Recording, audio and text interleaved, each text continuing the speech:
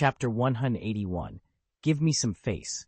A tall, unyielding figure suddenly stepped onto the deck, cutting off Marco's path and drawing the gaze of every Whitebeard pirate in sight.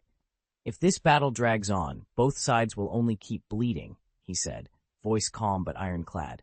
Anyone else itching for a fight, I'll gladly join. Charles, formerly known by some as Charlotte, lifted the seven-star sword. Its blade seemed to hum with barely contained power as he strode forward, each footfall echoing like a drumbeat. Tread, tread, tread. The Marines froze in astonishment. Then, one by one, they backed away, clearing a wide circle.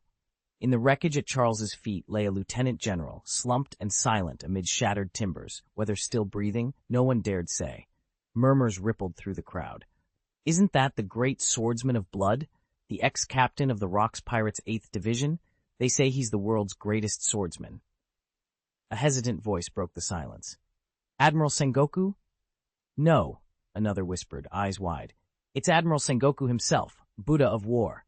Charles halted, the seven-star sword held at the ready. With a deliberate flick, he pointed its gleaming tip at the assembled Marines and spoke, his tone deadly serious. Show me some respect. Give me some face. Charles, John Guo glared at him, brow creasing as he calculated his next move. The moment his voice echoed, everyone froze.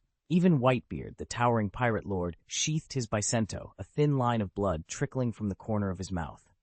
Above them, the golden lion hovered, a lit cigar clenched between his teeth, roaring with amusement. Ha! Tougher than ever, aren't you, Charles? Shike cracked a broad grin in Charles's direction. All around them, Marines slammed their weapons upright, establishing a tight perimeter. Zepha's fists glowed with barely contained power as he awaited Sengoku's command. In the distance, the radiant form of the great Buddha of the warring states gradually dimmed and folded back into nothingness. Simultaneously, the seven-star sword in Charles's hand dissolved into thin air. Enough! Charles called out, stepping forward. Stand down! Now! He fixed his gaze on Whitebeard and the Golden Lion, silently urging them to cease their duel. Whitebeard met Charles's eyes, then flicked one last look at Marco and his sons, all of them battered and bleeding. With a heavy sigh, the old pirate closed his eyes in silent acquiescence. Understood. A hush fell over the battlefield. Whitebeard's heart weighed heavy. The battle had claimed too many of his sons. Their smiling faces, once so full of life, were gone from this world forever. Only Marco and the others were left standing. It was clear the Whitebeard pirates would have to pull back, for at least a few years, if not longer. Even Golden Lion Shiki saw the wisdom in cutting his losses. His crew had emerged virtually unscathed. The few bodies lost were easily replaced, and only a handful of his officers bore more than minor wounds. With a casual flourish, Shiki sheathed his twin blades at his hips and threw back his head in that infamous roar of laughter. It's far too soon to finish this, boys, he called down to his flying ships. Retreat for now. Back to the fleet. In an instant, every airborne pirate vessel peeled away, streaming back toward Shiki's great armada. From the deck of the flagship, Fleet Admiral Sengoku slammed his fist on the communicator. All naval units, withdraw immediately, his voice crackled with frustration. The moment Charles had appeared on the battlefield, the entire siege unraveled. Whitebeard and Shiki had been locked in a titanic struggle for 4 days and 3 nights. Yet with Charles's intervention, not only had the Navy failed to capture their targets, they'd nearly walked into a trap of their own making. Sengoku's eyes swept over his forces, over 100,000 naval personnel, supported by 2 admirals, 8 vice-admirals, and scores of major and brigadier generals. And now, beaten back before they had truly engaged, he ground his teeth as he ordered the retreat, already calculating how many more years it would take to muster a force strong enough to challenge Whitebeard, and the mysterious young man named Charles, once again. Though Charles stood alone, who among them, short of a full general, could hope to stop him? None of the warring states' troops would last a day under his assault. The lieutenant general he'd sent hurtling through the air hadn't even risen to his feet yet, a stark testament to Charles's extraordinary power. Even that single, seemingly careless blow revealed a strength they could hardly fathom. That was why the warring states' command balked at pressing the attack. Their odds of victory stood at well under 50%, and even a win would be nothing more than a hollow one. Should the battle deepen, other pirate lords from the New World would surely rally against the Navy. After all, the New World is pirate territory, and no fleet could expect every naval officer to follow orders from the warring states without question. One by one, the officers looked to Zifa, the operations commander, hoping for a different call. But Zifa only gave a reluctant nod. With heavy hearts, the remaining sailors lowered their weapons and began to withdraw. Defeat lay heavy in the air, and even retreat felt like a bitter consolation prize. Whitebeard's flagship, the Moby Dick, finally hove back into view, its once proud white bow now scarred and splintered by cannon fire.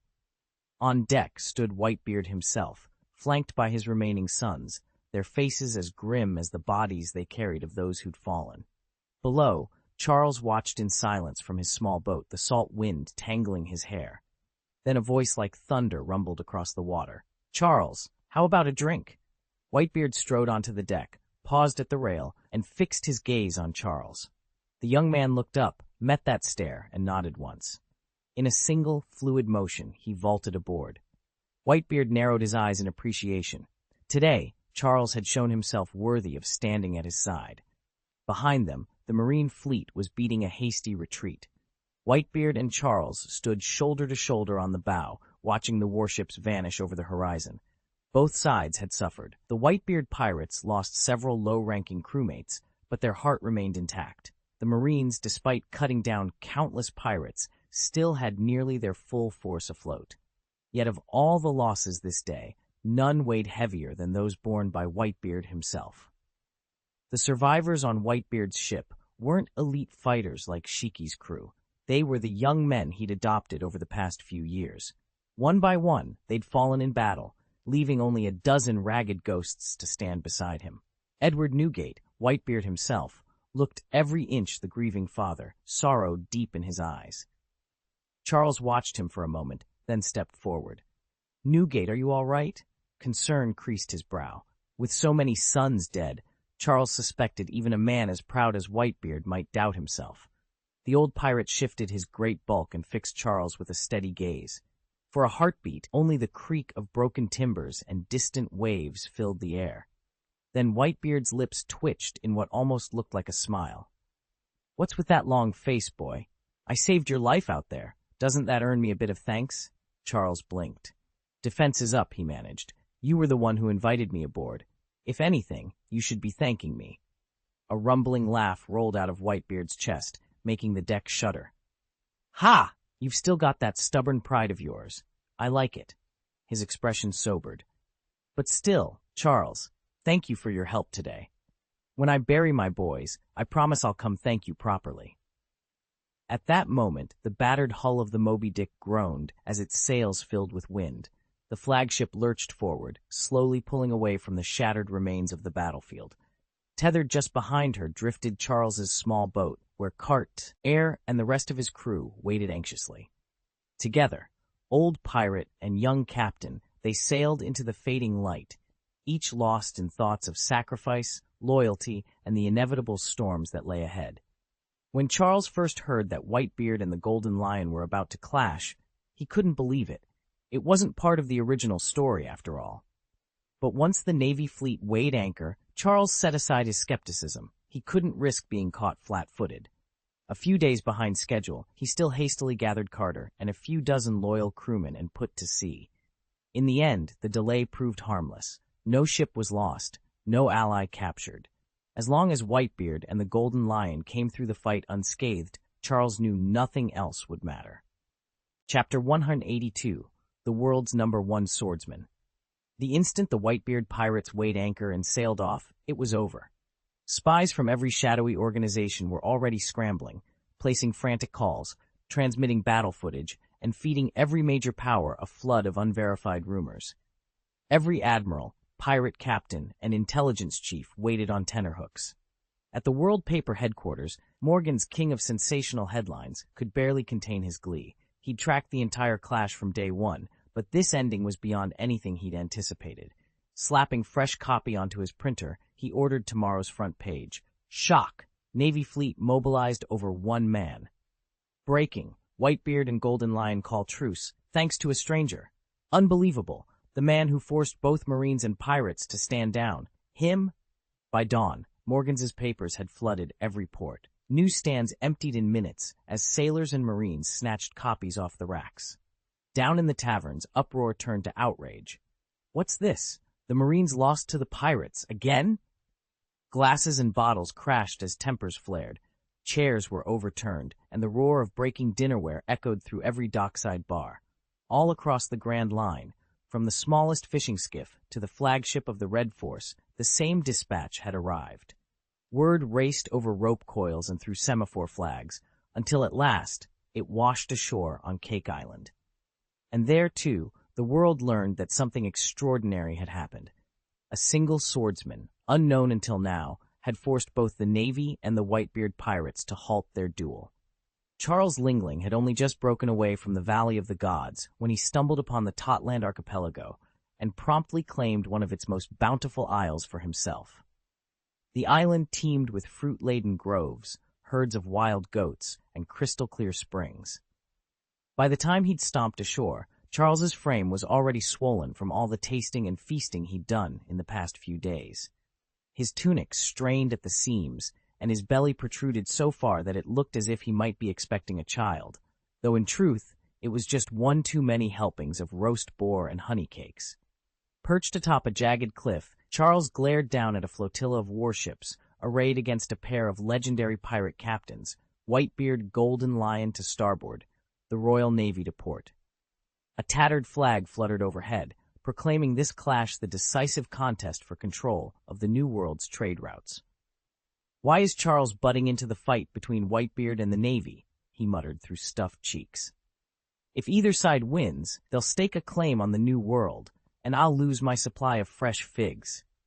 In his left hand he held Homies, a plump living cake with cherry-glazed eyes, who giggled at the mere scent of spilled blood on the deck below. "Don't worry, Charles," Homies chirped. "We can't let the Navy win. If they rush back into the New World, all the best bakeries will be under their thumb." Charles sighed and adjusted his belt, which now dug comfortably into his midriff. Just then, Longbread, a lanky loaf of animated bread who'd been rifling through a pirate newspaper, looked up and offered a comforting grin. "Relax. Neither Whitebeard nor the Navy stands a chance if we play our cards right. Besides, I've got an idea that'll keep us in pastries for weeks." Charles cracked a toothy grin around a mouthful of raisin scones. "Now that's the kind of plan I can sink my teeth into." With his allies by his side, he turned back to the battlefield, ready to tip the balance in his favor, and to make sure the only thing stuffed was his own pantry. "You can have the Navy turn up in the New World," Charles Lingling barked, slamming down the newspaper. "And if they actually show up, you let me know at once, and don't ever leave that kid, Charles, standing alone." The sheets of newsprint drifted to the ground. The cluster of children peered at the headlines. "The world's greatest swordsman, Rockefeller Charlo." TTE, a young boy wrapped in a thick scarf, frowned at the grainy photograph of a man wielding an impossibly long blade. "Big brother," he asked Charles Katakuri, "who is this so-called world's #1 swordsman?" Beside him, the long-nosed girl tapped her copy. "It says he's the finest swordsman alive. Nobody can beat him." Charles Katakuri nodded, puffing out his chest. "Exactly. He's supposed to be unbeatable." Charlotte Bryant, her curiosity barely contained, gave a half-hearted nod. "Right? Unbeatable." At that moment, Kaido, newly arrived on Onigashima, caught sight of the same newspaper fluttering through the air. He let out a booming laugh that shook the nearby scaffolding. "Ha! The greatest swordsman in the world, huh? What a title! Woohoo!" His roar of laughter echoed across the island under construction, a wild celebration of a name that even the Navy might tremble to hear. Jin stood at the edge of the cliff, watching Kaido, the Beast, seated high above the island. In his hand he held the morning paper, its bold headline announcing that Charles, the swordsman who'd stormed a world government laboratory, had just been declared the world's greatest swordsman. "No wonder he had the nerve to break in," Jin murmured. He summoned a flicker of blue flame in his palm and watched the paper curl into ash. As the last embers drifted away, he turned back to the laborers below. This palace, once finished, would be the Beast Pirates' new stronghold. Not far off, the Hayton twins, Chanwan and Muchan took a momentary break from overseeing the scaffolding. Chanwan tapped the charred remains of the paper with his boot.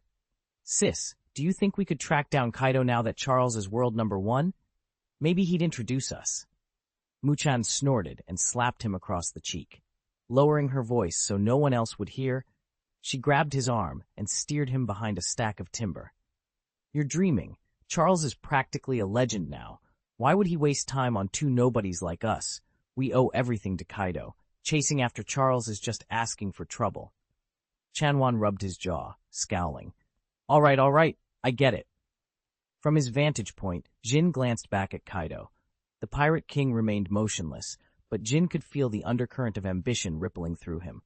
Soon, this island would echo with the roar of the beast pirates, and somewhere out there, Charles, the world's greatest swordsman, would be watching too. Hayton Muchan leaned close to the tapestry-lined wall, voice barely more than a whisper. "We're the ones groveling to Kaido now, not the other way around." His sister, Hayton Chanwan, bit her lip. "Brother, Kaido's been hounding me about that ancient stone tablet, and Joey Boy keeps coming up in his questions. What do I tell him?" Muchan's eyes darkened with irritation. Ever since that careless remark he'd made, drunk, during their last meeting with Kaido, suspicion had settled over them like a storm cloud. He planted both hands on the table and fixed Chanwan with a hard stare. "Tell him the primary text is locked away in Wano. If he really wants it, he can sail there himself and take it." Chanwan exhaled in relief. "Got it. Totally sealed lips." "Good." Muchan nodded once, sharply. "Don't breathe a word of anything else." A few days later, aboard the Oro Jackson somewhere in the South China Sea, Sir Francois Blackleg Raleigh slid a freshly printed broadsheet across the tavern's rough wooden table. Gol D Roger traced the bold headline with a calloused finger. "Whitebeard versus the Golden Lion. Seaquake shakes the world." Raleigh raised an eyebrow over his glass of rum. "Well, Roger, I don't think anyone saw that coming." Roger frowned as he scanned the story. "Me neither. I expected both sides to bleed, but Charles stepping in was the real shocker." He tapped the smaller subheading, "World's #1 Swordsman intervenes. Kaido reels in stunned silence." Roger's lips curled in a wry smile. Charles may have just rewritten the rules of engagement. He folded the paper and leaned back, already plotting their next move. Rayleigh grinned and took a lazy sip of his drink. "You know, I never thought about it before, but crowning Charles as the world's greatest swordsman isn't such a bad idea." Roger leaned back in his chair, surprised. "Really? You actually rate him that highly?" Rayleigh regarded him coolly. "I only met Charles once, up in the Valley of the Gods, but that single meeting convinced me he's something special. There was always some calculation behind his calm eyes, and he didn't strike me as someone you'd want to underestimate." Roger frowned, swirling the amber liquid in his glass. He still couldn't figure Charles out, what his true objectives were, or even what he was thinking in the middle of a fight. Xiachi talks about him all the time, but his praise is as mysterious as the man himself. I don't know what Charles really wants. That kind of unpredictability is dangerous. Rayleigh studied his friend for a moment, then followed Roger's gaze to the bar's far corner, where a striking figure sat alone. With a chuckle of exasperation, Rayleigh slapped a hand to his forehead. "We're arguing about swordsmen when the real show's happening right in front of us." Roger smirked and shook his head. "Side quests can wait. I'd rather see how this one plays out."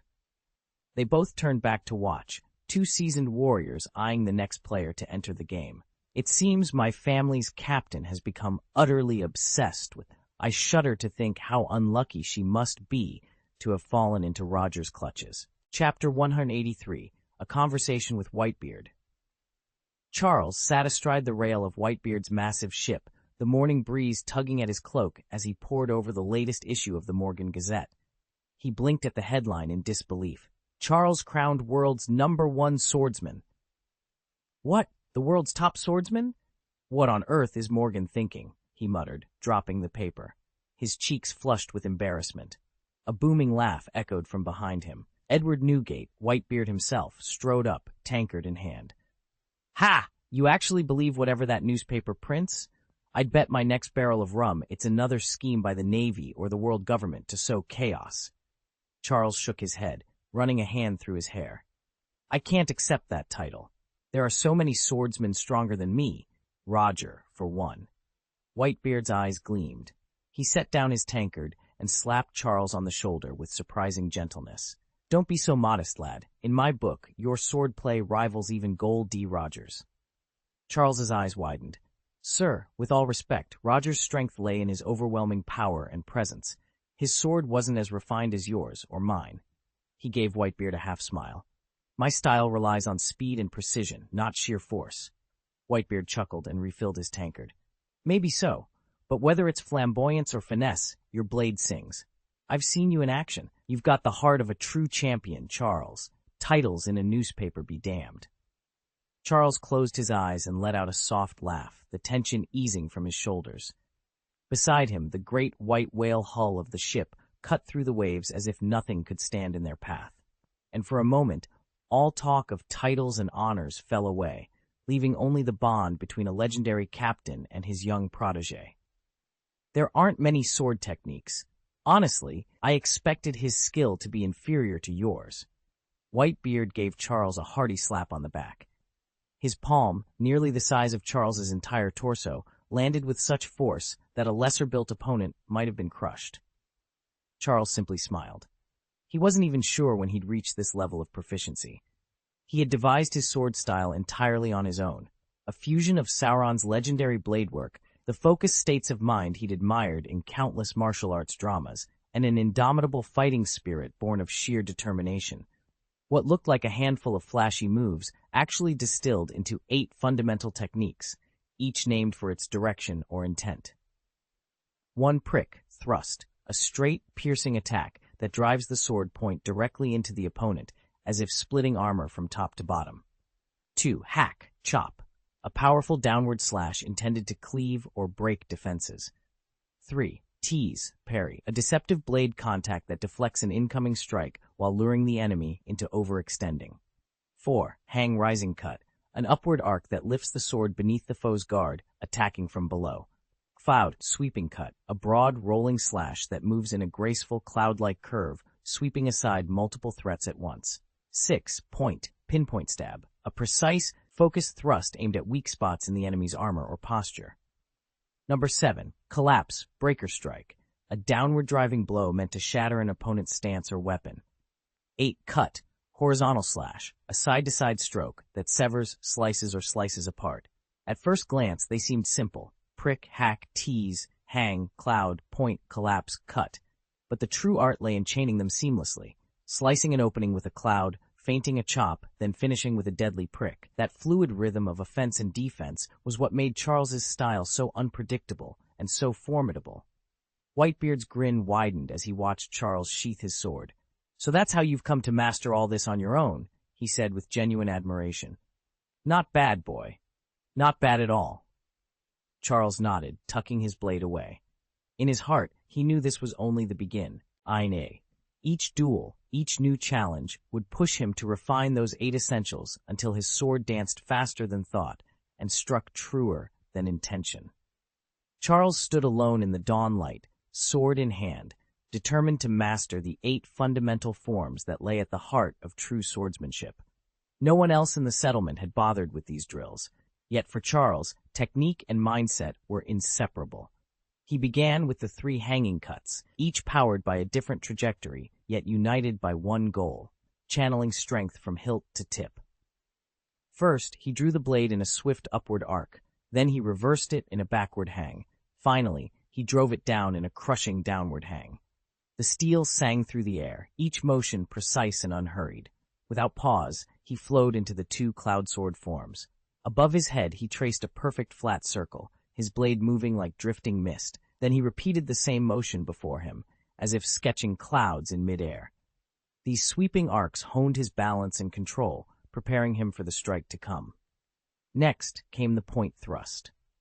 Charles coiled his wrist, then snapped the tip of the sword forward and downward in a blistering jab, focusing every ounce of his intent into that sharp point.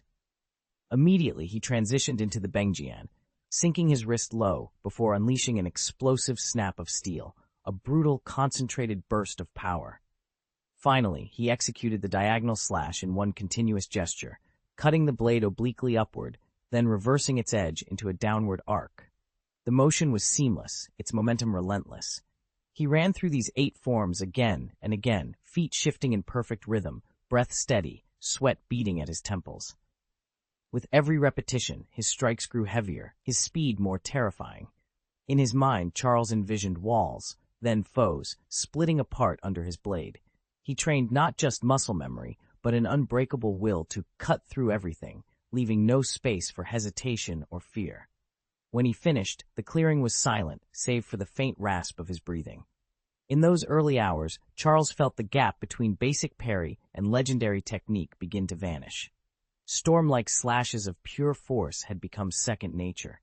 This was the swordsmanship he had sought all his life, and he was only just beginning.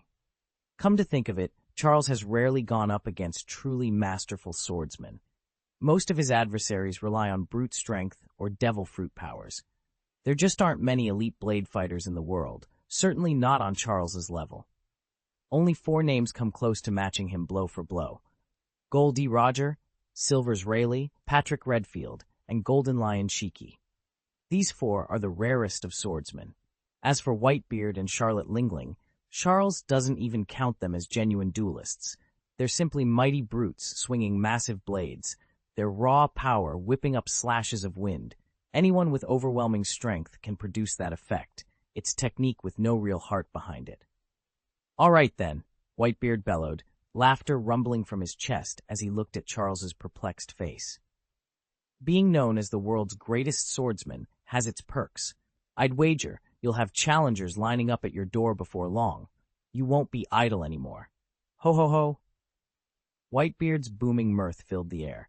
He'd known Charles long enough to recognize the truth in his words. Even during Charles's time with the Rock's pirates, when Rox himself hosted those legendary, never-ending banquets, Charles was apt to stay aboard his own ship, keeping his beloved close at hand and avoiding the fray ashore. He'd missed more feasts than he'd attended, always preferring the quiet of his deck to the bustle of a pirate celebration. Chapter 8. The Great Swordsman. Charles leaned against the ship's railing, the ocean breeze ruffling his hair as he watched Whitebeard pace across the deck. The legendary pirate captain's deep voice carried over the timbers. "That swordsman," Whitebeard began, stroking his massive beard, "is nothing like the rest of us. He's a loner, always locked in his cabin, training by himself. But if he fixes his mind on something, he won't rest until he's conquered it. Obsessed with power, he's the hardest worker I've ever seen." Charles raised an eyebrow. "You really think he's that formidable?" Whitebeard nodded, eyes distant. "Stronger than any drill or lecture could ever make you. He forged his skill on the battlefield, dying countless times only to come back sharper each time. His swordplay isn't about flashy moves, it's pure lethality. Quick, precise, and utterly deadly. You wouldn't even see the strike coming." He paused, gently tapping a long scar across his broad chest. This mark, one of his, a single slash, didn't even hurt, just a reminder of how fast he is. Charles absorbed every word. Facing an opponent like that sounded both terrifying and thrilling. He didn't notice at first, but standing just out of earshot was Bista, his ponytail flicking as he strained to catch every detail. Bista knew better than to interrupt. Some conversations were meant to echo through the ranks before anyone dared intervene. Whitebeard's booming laughter shook the deck. "Dream challenge or waking nightmare, Charles, you'll soon learn firsthand what it means to face the great swordsman." Bista's voice trembled with determination. "A great swordsman? Yes, I want to become a great swordsman so I can protect my father and our crew." He had tracked down Whitebeard as soon as the battle ended, guilt and gratitude warring in his heart. Because of his own feud, 2 pirate fleets had clashed, and Bista's comrades had paid a heavy price. Marco had nearly died. If not for the sudden shot that freed him from mortal danger, Bista wasn't sure he'd have the face to live through the next dawn. He came here to say thank you, but in overhearing the exchange between Whitebeard and the young swordsman beside him, he found a purpose worth dedicating his life to. "Bista, you came all this way." Whitebeard's booming greeting startled Bista, who at once dropped to one knee before the great pirate captain and the boy standing there. The boy Charles, as everyone called him, had spotted Bista even before Bista realized it himself. Charles possessed an uncanny awareness of his surroundings. Every movement, every sound, seemed to map itself three-dimensionally in his mind. Nothing escaped his notice. "Father," Bista said, bowing low, "and you, sir, I've come to thank you both. My fault brought those pirates against each other. My guilt nearly cost Marco his life. If it weren't for your shot—" His voice cracked, and he swallowed hard. "I want to become a great swordsman, just like the man who saved him. I want the strength to defend my family. Forgive me for bringing you all into this chaos." Charles shifted aside, subtly avoiding Bista's gaze as the young swordsman knelt before them. Whitebeard placed a massive hand on Bista's shoulder and settled him upright. His eyes, sharp yet kind, claimed Bista's with unspoken reassurance. "Stand, Bista," Whitebeard rumbled. "Your courage has already spoken louder than your sword. If you wish to learn the blade to protect those you love, then you have my blessing." Bista's eyes shone with resolve. As Charles watched in silence, impressed by both Bista's humility and Whitebeard's generosity, the pirate world outside seemed a fraction less dangerous. In that moment, a new promise was forged. Bista's vow to become a swordsman worthy of the man who had saved his brother and to stand always at his father's side. He turned his gaze to the boy named Bista, hair tied in a single ponytail, clothes ragged, expression unyielding. This was the very Bista who, in later years, would earn renown as a master swordsman. "Get up, Bista. Didn't I tell you? We're family. I'm your father, and you're my son." He gripped his sword, Whitebeard, its ivory hilt gleaming, and tapped the flat of the blade lightly against the deck. Then, with his tone softening, he extended a steady hand toward the boy. Chapter 184, Whitebeard's Hometown. Charles stood beside the towering figure of Whitebeard and felt a cold shiver ripple down his spine. Meeting the old pirate's gaze, a long-buried memory came rushing back. Those haunting words, "Be my son." Nearby, Vista knelt with his head bowed so low he dared not look up. Seeing this, Whitebeard reached out with surprising gentleness and lifted Vista's chin, forcing him to meet his eyes. Shame and fear flushed Vista's cheeks. "We suffered heavy losses this time," Whitebeard said, his deep voice tinged with regret. "All of these deaths fall on me, an old man who failed in his duty to protect his crew. But make no mistake, the Navy will pay dearly for each life they've taken. Sooner or later, I will make them answer for their crimes." A fierce light flared in Whitebeard's eye. Charles felt his pulse quicken. There was no doubt the Marines would face hellish retribution from the Whitebeard pirates once they entered the New World. That was fine by Charles. He would keep to the shadows for now, quietly gathering strength, while Whitebeard and the Golden Lion claimed the world's attention. He'd watched someone else play this game before, Charlotte Linlin, who had concealed her power at home and within 2 years of Roger's death, risen to stand beside Whitebeard as an emperor of the sea, ruling the New World in her own right. If Linlin could do it, so could he. Silently, Charles vowed to follow the same path, watch, wait, and prepare, until the day he would step out of the shadows and claim his own place among the world's greatest. Charles took a steady breath and steeled himself. He would have to work as hard as Senior Lingling, apply himself to his studies, plan for a future family of his own, and carry on the Rockefeller name with pride. On the deck, Whitebeard and Vista were still trading heated words, each blaming the other for the tragedy that had befallen Whitebeard's son. Charles ignored them as he stepped aboard his own vessel and called out, "Captain Carter, what's our next move?" Carter looked up from the helm. "First, we'll attend the funeral Whitebeard has arranged for his son. After that, we'll set course back for Kame Island." "Understood." Charles nodded. "I'll send word to the others on Kame Island, so they won't worry." Carter returned to the cabin. Charles watched him go with a small, approving smile. At 30-something, Carter might never rise higher than lieutenant general, but a subordinate who shared your burdens was worth his weight in gold. And right now, Carter was exactly the kind of officer Charles needed by his side. Charles thought about Carter. By age 25, Carter had already served 6 years, and his progress had stalled at lieutenant general. His talent was merely competent. He wasn't like Zifa, one of those late bloomers who didn't reveal extraordinary ability until his 30s. Surveying his captains, Charles realized they were all considerably older than he was. The eldest was Wolf, the so-called Mad Captain. Wolf had commanded his own vessel before a scandal landed him in chains. Charles had rescued him, and now Wolf remained fiercely loyal, eager to repay that debt. At nearly 40, he was the team's senior member. Then there were Paul and Isaac, both closing in on 30. Charles himself was the youngest, but that, he decided, was an asset. By the time these men chose to retire, their children would be old enough to take up the mantle, ensuring the command line remained unbroken. Perhaps one day they'd even rival legends like the three generals of old, with Barrett, the emperor's deputy, orchestrating it all from the capital. Time slipped by swiftly. Aboard the Whitebeard, whose bow was more than half shattered, their progress was painfully slow. After 3 days adrift, Charles finally spotted land on the horizon, an island that promised both refuge and new challenges.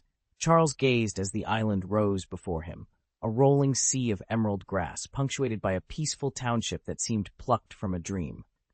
Could such a paradise truly exist in the New World's perilous second half? His answer came in the form of a faraway look in Whitebeard's eyes. This was the captain's birthplace, the only land he'd ever sworn to protect, built up with every coin he'd looted from the seas. "Look, she's back! The Newgate has returned!" At the harbor, the ship's familiar black and white flag fluttered overhead, and the crew let out a cheer.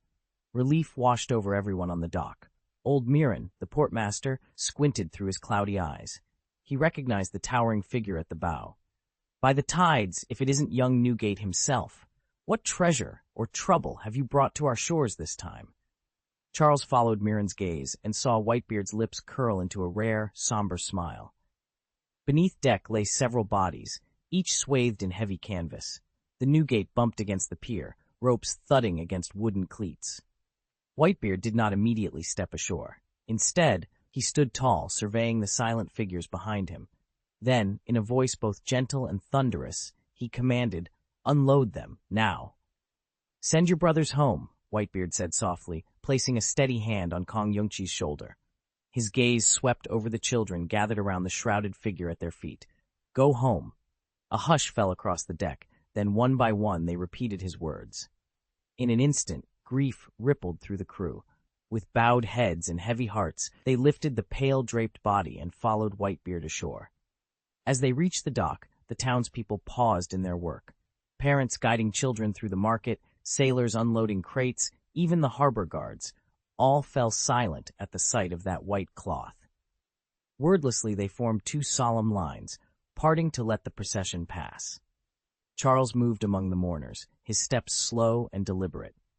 Crossing the cobblestone street, he caught sight of Whitebeard's firm figure at the head of the line. Eyes that had once held gratitude now glistened with sorrow. Every face in the crowd wore the same expression, a deep, quiet pain. Before they left the town square, Charles broke away and slipped into the corner flower shop. He emerged moments later, carrying a bouquet of stark white lilies and delicate bluebells. The others followed suit, filling their arms with blooms. The procession resumed until they reached a peaceful glade by the riverbank. Here, birdsong mingled with the gentle murmur of running water, and the air was sweet with the scent of wildflowers. Charles led the group to the crest of a grassy hill, where 100 or more white headstones lay in neat rows, standing as silent sentinels to the souls lost at sea. Charles paused at the edge of the graveyard, lifting his flowers toward the nearest marker. Around him, the others knelt or stood in quiet reverence. Above them, sunlight filtered through the leaves, casting a gentle glow over the gathered mourners and the white stones that commemorated their fallen brothers. Charles stood at the edge of the clearing, peering down at the freshly turned earth. He guessed these must be the tombstones of Whitebeard's sons. Over the years, the legendary pirate had taken countless orphans under his wing. It was impossible to shield them all from the perils of the sea. One could be struck down the moment they slipped overboard. All these young men lay buried here, felled in the line of duty. From a respectful distance, Charles watched as the crew completed the somber task. Long rectangular pits had already been dug. Now, in silence, they lowered each body into its grave. Whitebeard himself stood at the head of the line, his broad shoulders hunched, sorrow etched in every crease of his weathered face. The men worked steadily, but their eyes glistened with unshed tears. One by one, the boys Whitebeard had raised approached the open graves. Each knelt, placed a hand on the coffin, and fought back choked sobs. No one dared to break the hush. Finally, when the last pallbearer stepped back, Whitebeard raised a hand and spoke two simple words, his voice, low and hoarse. Buried. At that cue, the crew lifted their shovels and began to fill the graves with soil.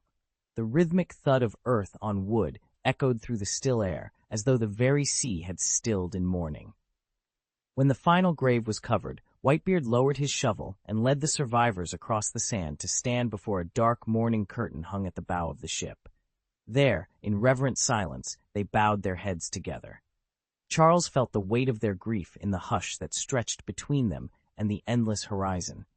Though the ceremony was simple, it spoke volumes of the bond Whitebeard shared with every young life he had taken under his flag, and of the heavy price he paid for protecting them.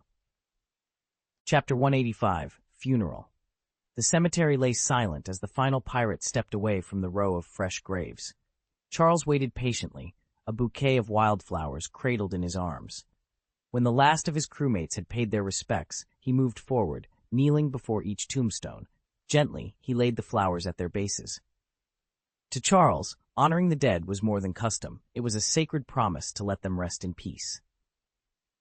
With the ritual complete, Charles rose and turned to lead the crew out of the cemetery. Their footsteps were soft on the grass until they reached a larger solitary stone, Whitebeard's final resting place.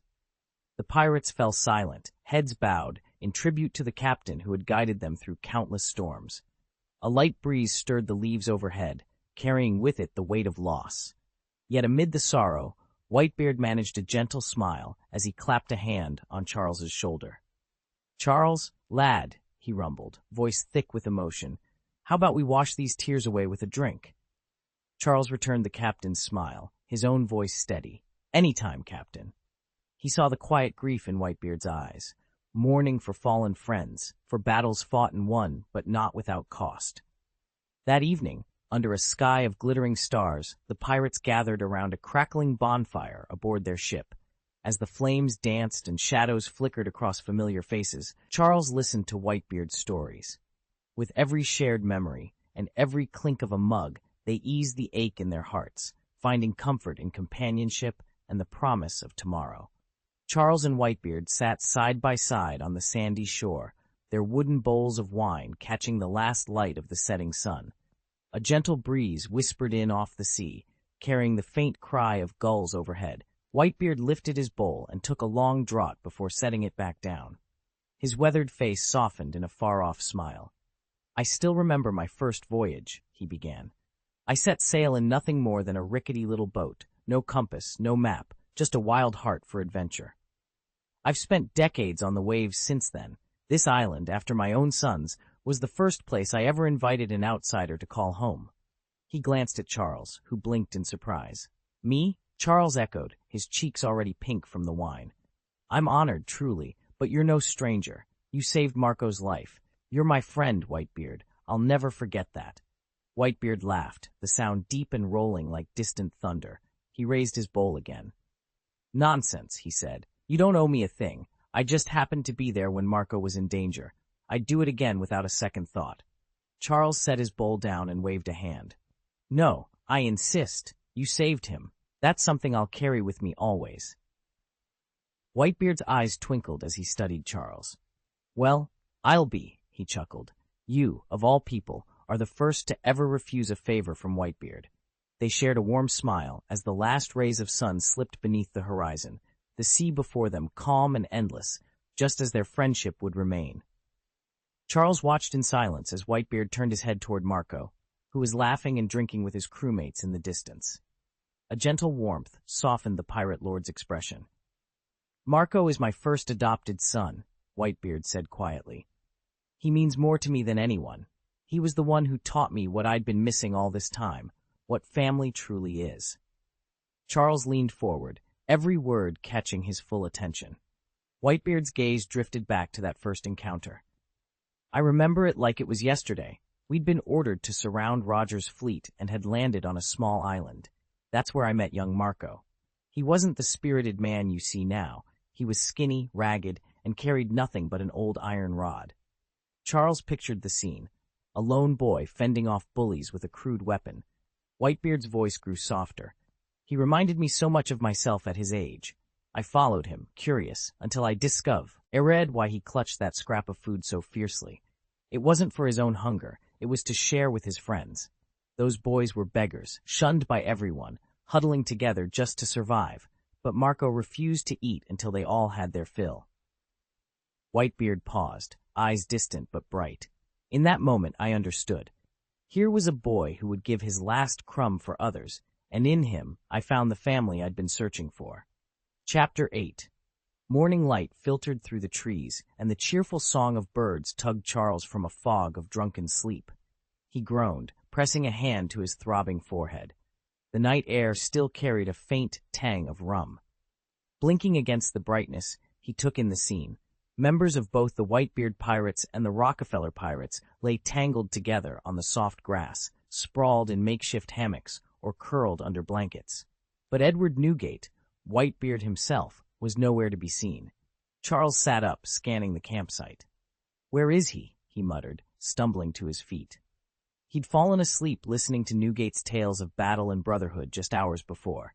In the flicker of campfires, he'd witnessed a side of the legendary pirate he never expected, tender, even paternal. It was a side that had, in an instant, claimed his loyalty. Shaking off the last of his headache, Charles set off in the one direction that felt right. A few minutes' walk carried him to the edge of the clearing, where the soft earth gave way to a small, overgrown cemetery.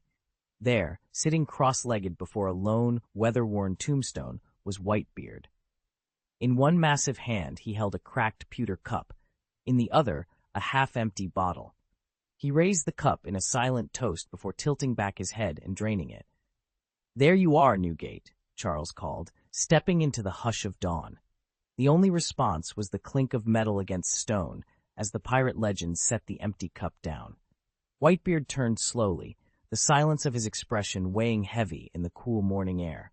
Finally he rumbled, "You're just as hopeless a drinker as ever, boy." He reached into his coat and offered Charles the bottle. "Here, make yourself useful." Despite his pounding skull, Charles managed a crooked smile. He joined Newgate on the damp grass, catching his breath. In that quiet moment, surrounded by the graves of heroes and ghosts, Charles felt more certain than ever of the path he'd chosen. With Whitebeard, he had found not just a captain, but a family, and nothing, not even a fierce storm of hangovers and haunted memories, would stand in his way.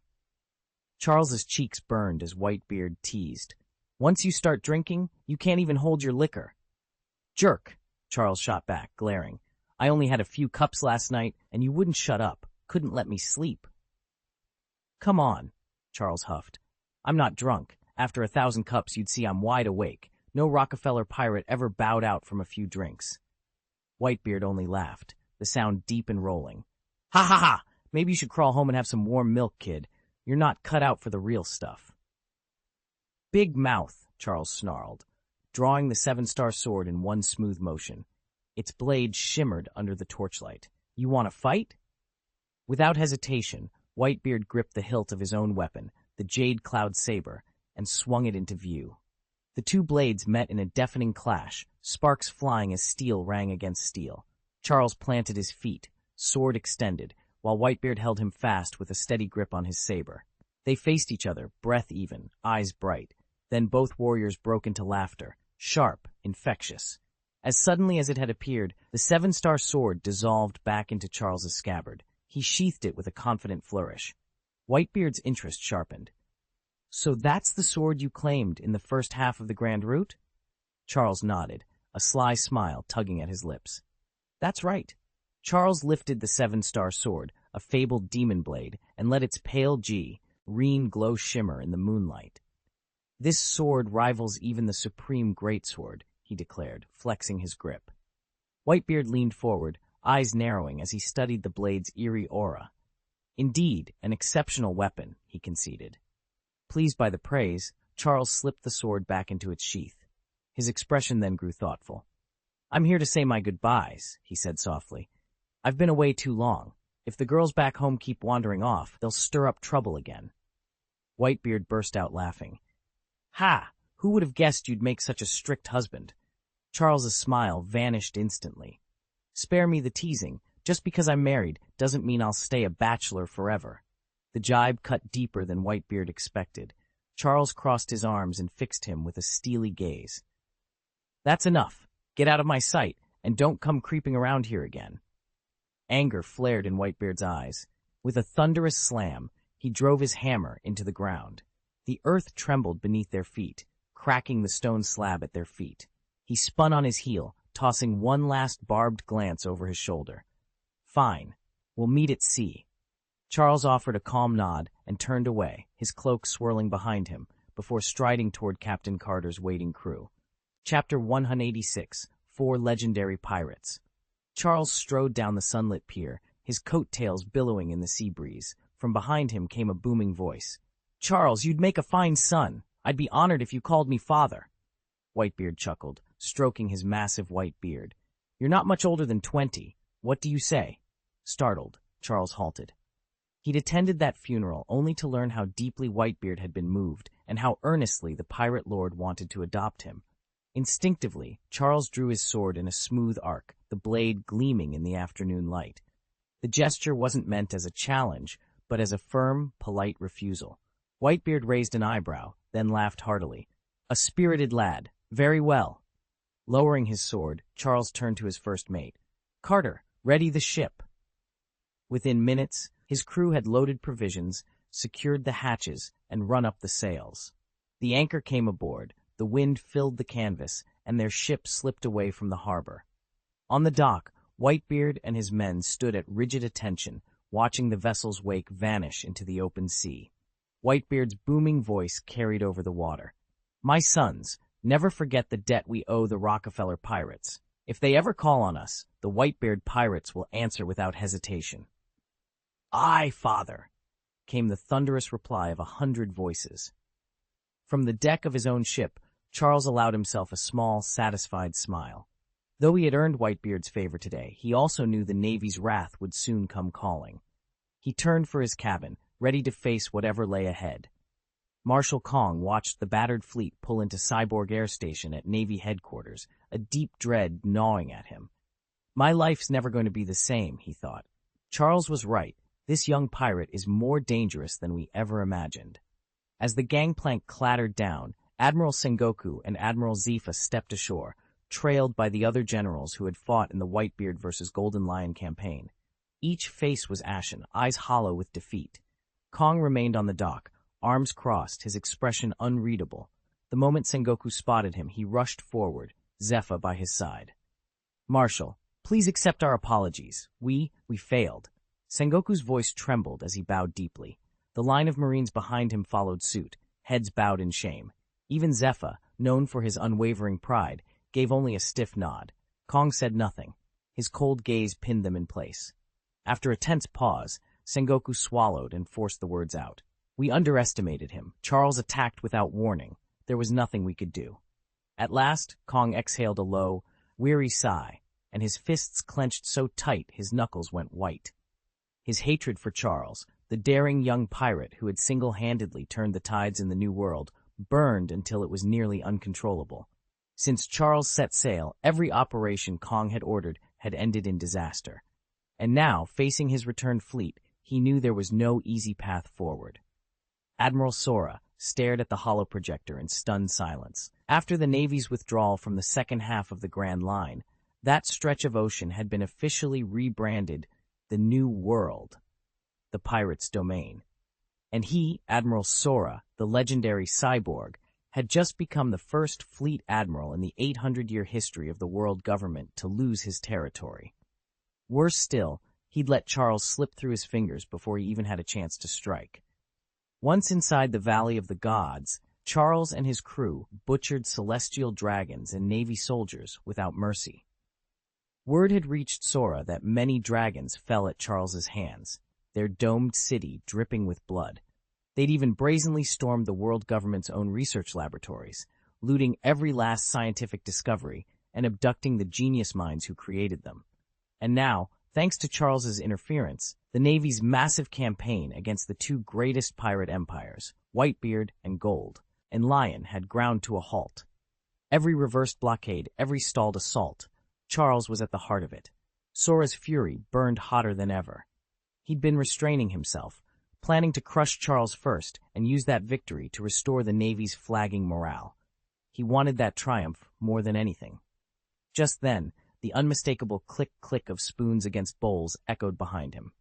The sounds of lunch drifted through the corridor, mocking him with their normalcy while his anger roared within. "That bastard Garp," Sora muttered under his breath, clenching his cybernetic fist so tightly the metal knuckles gleamed white. "If he thinks he can hide behind Charles's chaos, he's got another thing coming." "Cyborg Nanta."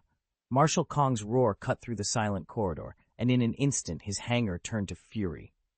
Before anyone could react, he had seized Vice Admiral Karp, who'd been calmly snacking on senbei, and unleashed a blistering volley of punches. Bam! Bam! Bam! Bam! Crackers flew like confetti as Karp went down, crumpling onto the deck with a bloody nose and a swollen cheek. Vice Admiral Sora exhaled, finally letting tension drain from his shoulders. Marshal Sengoku and Fleet Admiral Zephyr exchanged uneasy glances, then looked away. Best not to catch Kong's eye right now. "All right, everyone," Sora murmured, voice low but firm. Back to the office. Kong's waiting. He turned and led the way down the hall. Behind him, Crane knelt beside the groaning Karp and offered a hand. Karp, pressing a hand against his bruised forehead, groaned, "Thanks, though I'm not sure whether I should punch you or hug you." "Neither," Crane replied with a half-smile. He yanked Karp upright by the collar. "Come on, don't keep the Marshal waiting." One by one, the other 8 Vice Admirals fell in behind them, marching toward the Admiral's conference room. The meeting was just getting started, and it was already proving to be quite the spectacle. Chapter 12. Bounties on the Rise. No one knows exactly what was discussed behind closed doors at the recent naval summit, and that may be by design. All we can do is watch the headlines grow ever more sensational with each new posting of wanted posters across the Grand Line. First among the shockers is Whitebeard himself. Edward Newgate's bounty has climbed to an astonishing 24,000 belly, or 24 billion, for capture, dead or alive. Tales of his near-legendary power only seem to fuel the Navy's resolve to bring him down. Not far behind stands Golden Lion Shiki, captain of the Flying Pirates and self-styled Admiral of the Pirates. His new reward? A staggering 25,000 belli, dead or alive. Reporters across every port can't help but marvel at rumors that Shiki's ship, the world's only fully aerial vessel, could be taking on entire fleets single-handedly. And then there's the world's greatest swordsman, Rockefeller Charles, formerly mistranslated as Charlotte. This young prodigy, captain of the Rockefeller Pirates and known to all as the Blood Swordsman, now carries a 20,000 belly bounty, dead or alive. Whispers in the taverns claim he dueled a marine convoy single-handedly on Little Autumn Island, wiping out half their numbers before his crew even raised the anchor. Even the historic Roger pirates felt the Navy's tightening noose. Gol D Roger's fabled bounty has inched upward to 24,000 belly, again dead or alive. With every posting of his grinning face, fiery eyes and all, whispers of the One Piece only grow louder. Finally, Sir Baz Raleigh, deputy captain of the Roger Pirates and feared under the moniker Raleigh the Hades, saw his own tally jump to 15,000 belly.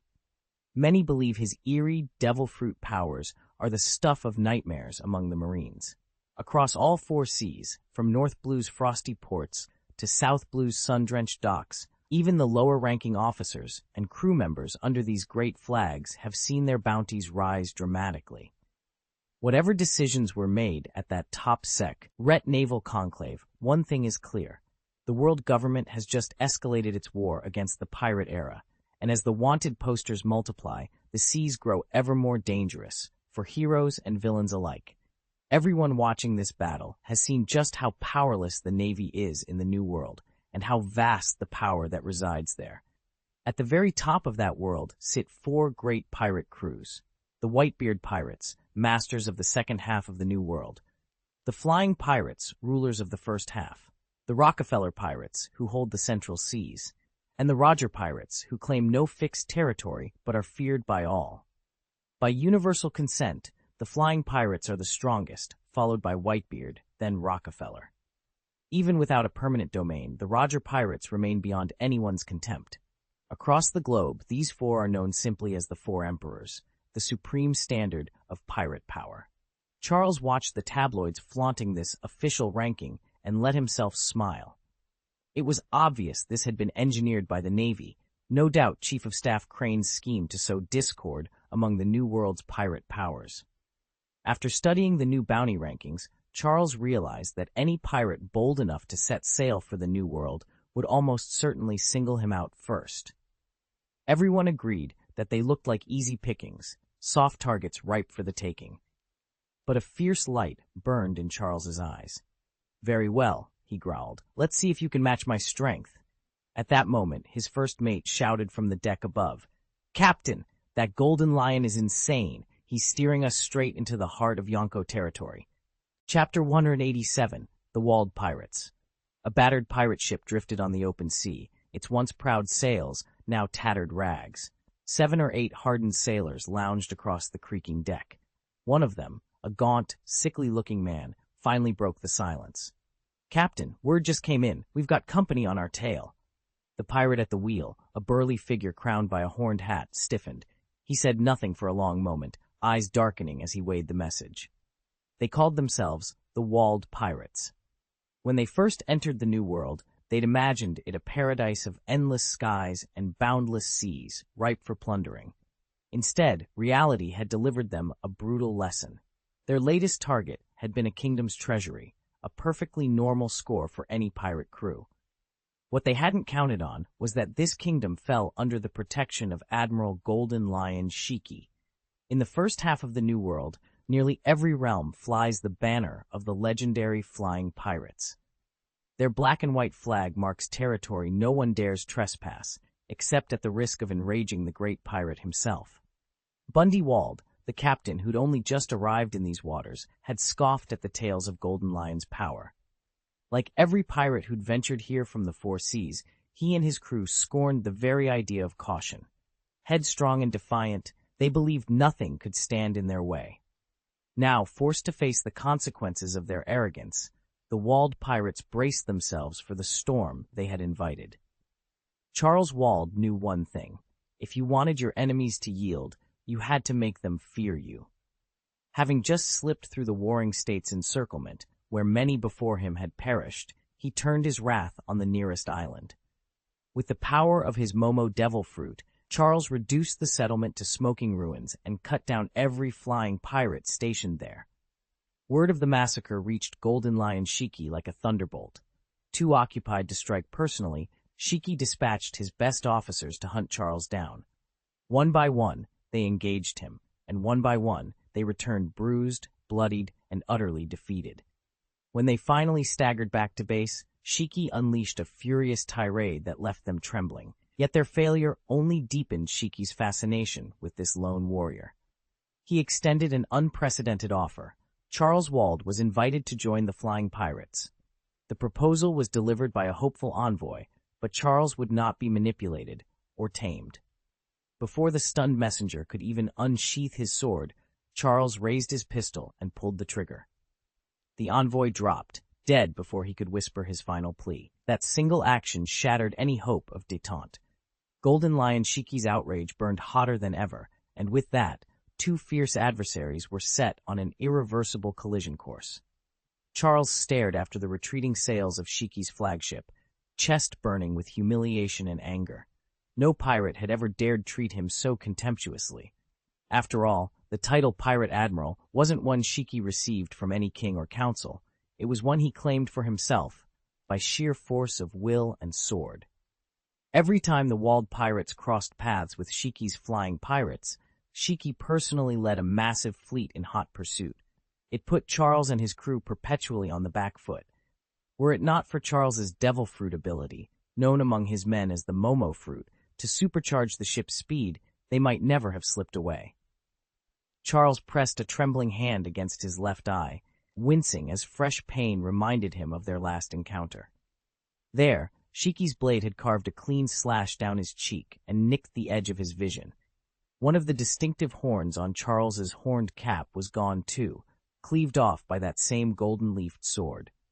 That single strike laid bare the true power of the Golden Lion, and showed Charles just how foolish it would be to underestimate him again. Yet Charles was no coward. Even if he couldn't match Shiki's swordsmanship in a straight fight, he would not be pinned down. Thanks to the Momo fruit's uncanny speed boost, its accelerated growth rate far beyond normal limits, Charles's ship could outrun any pursuer, even Shiki taking his steps at a leisurely pace.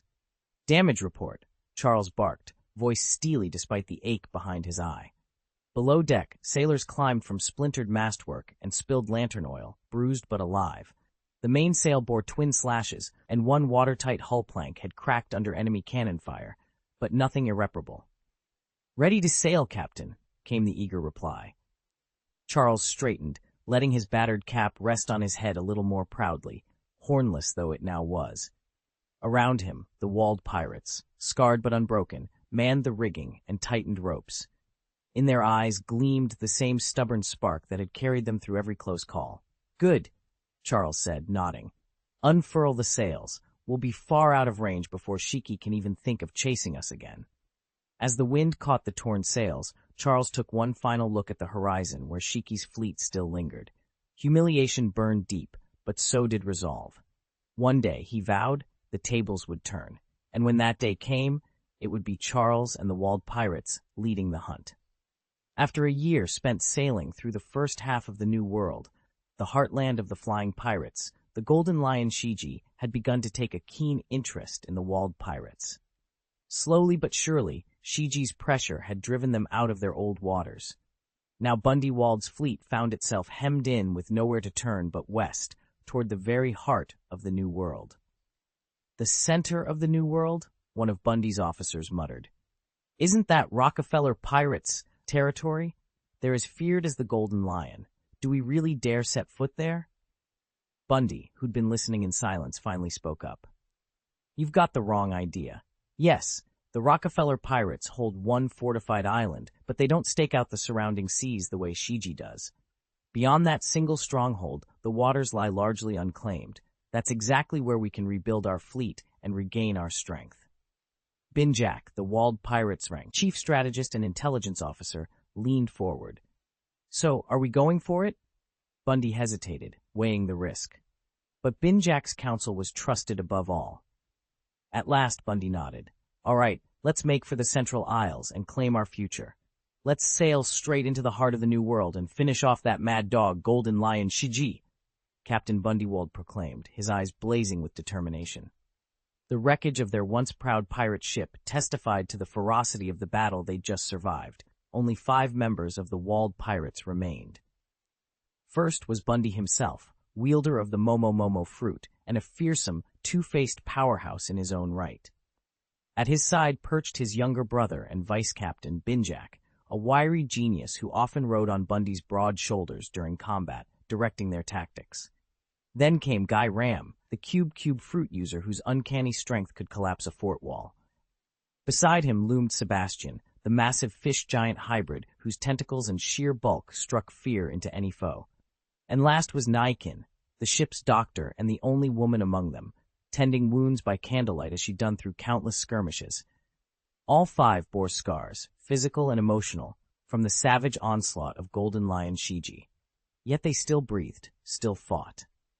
"Once we reach the central seas of the New World," Bundy vowed, clenching his fist, "I'll rebuild our ranks. I'll gather a crew worthy of the Walled name, and mark my words, we will make Shiji pay in full for what he's done to us today." The crew exchanged determined glances, each man placing his faith in Captain Bondi Wald. As the ship crept into the uncharted heart of the New World, none could say what lay beyond the horizon. More than 2 weeks later, Charles at last guided the battered vessel into Kameila, Enin's harbor. A gathering of family and friends braved the swirling snow to greet him. "Charles, over here, don't freeze out there," someone called, stamping cold feet on the wooden dock. January of the lunar year 1486 was the dead of winter, and the wind bit to the bone. 6 women, Charles's wives, stood wrapped in furs on the snowy quay. 3 of them pressed hands to their swollen bellies, soft smiles blooming on their faces. Before long, 3 new Rockefellers would be born. Elena, the eldest of the 6, hurried forward through the white flurry and threw her arms around him. "You reckless man," she scolded, though relief shone in her eyes. "If I hadn't read about your mission in the Gazette, I'd have starved waiting, never knowing you'd risk your life again." Charles grinned, brushing snow from his shoulders. "Did you miss me that much?" She shook her head affectionately. "Don't you ever do that again, especially with only a dozen men to back you up. You're supposed to be our refuge, not a headline in every port." He drew her close, letting the warmth of her reprimand sink in.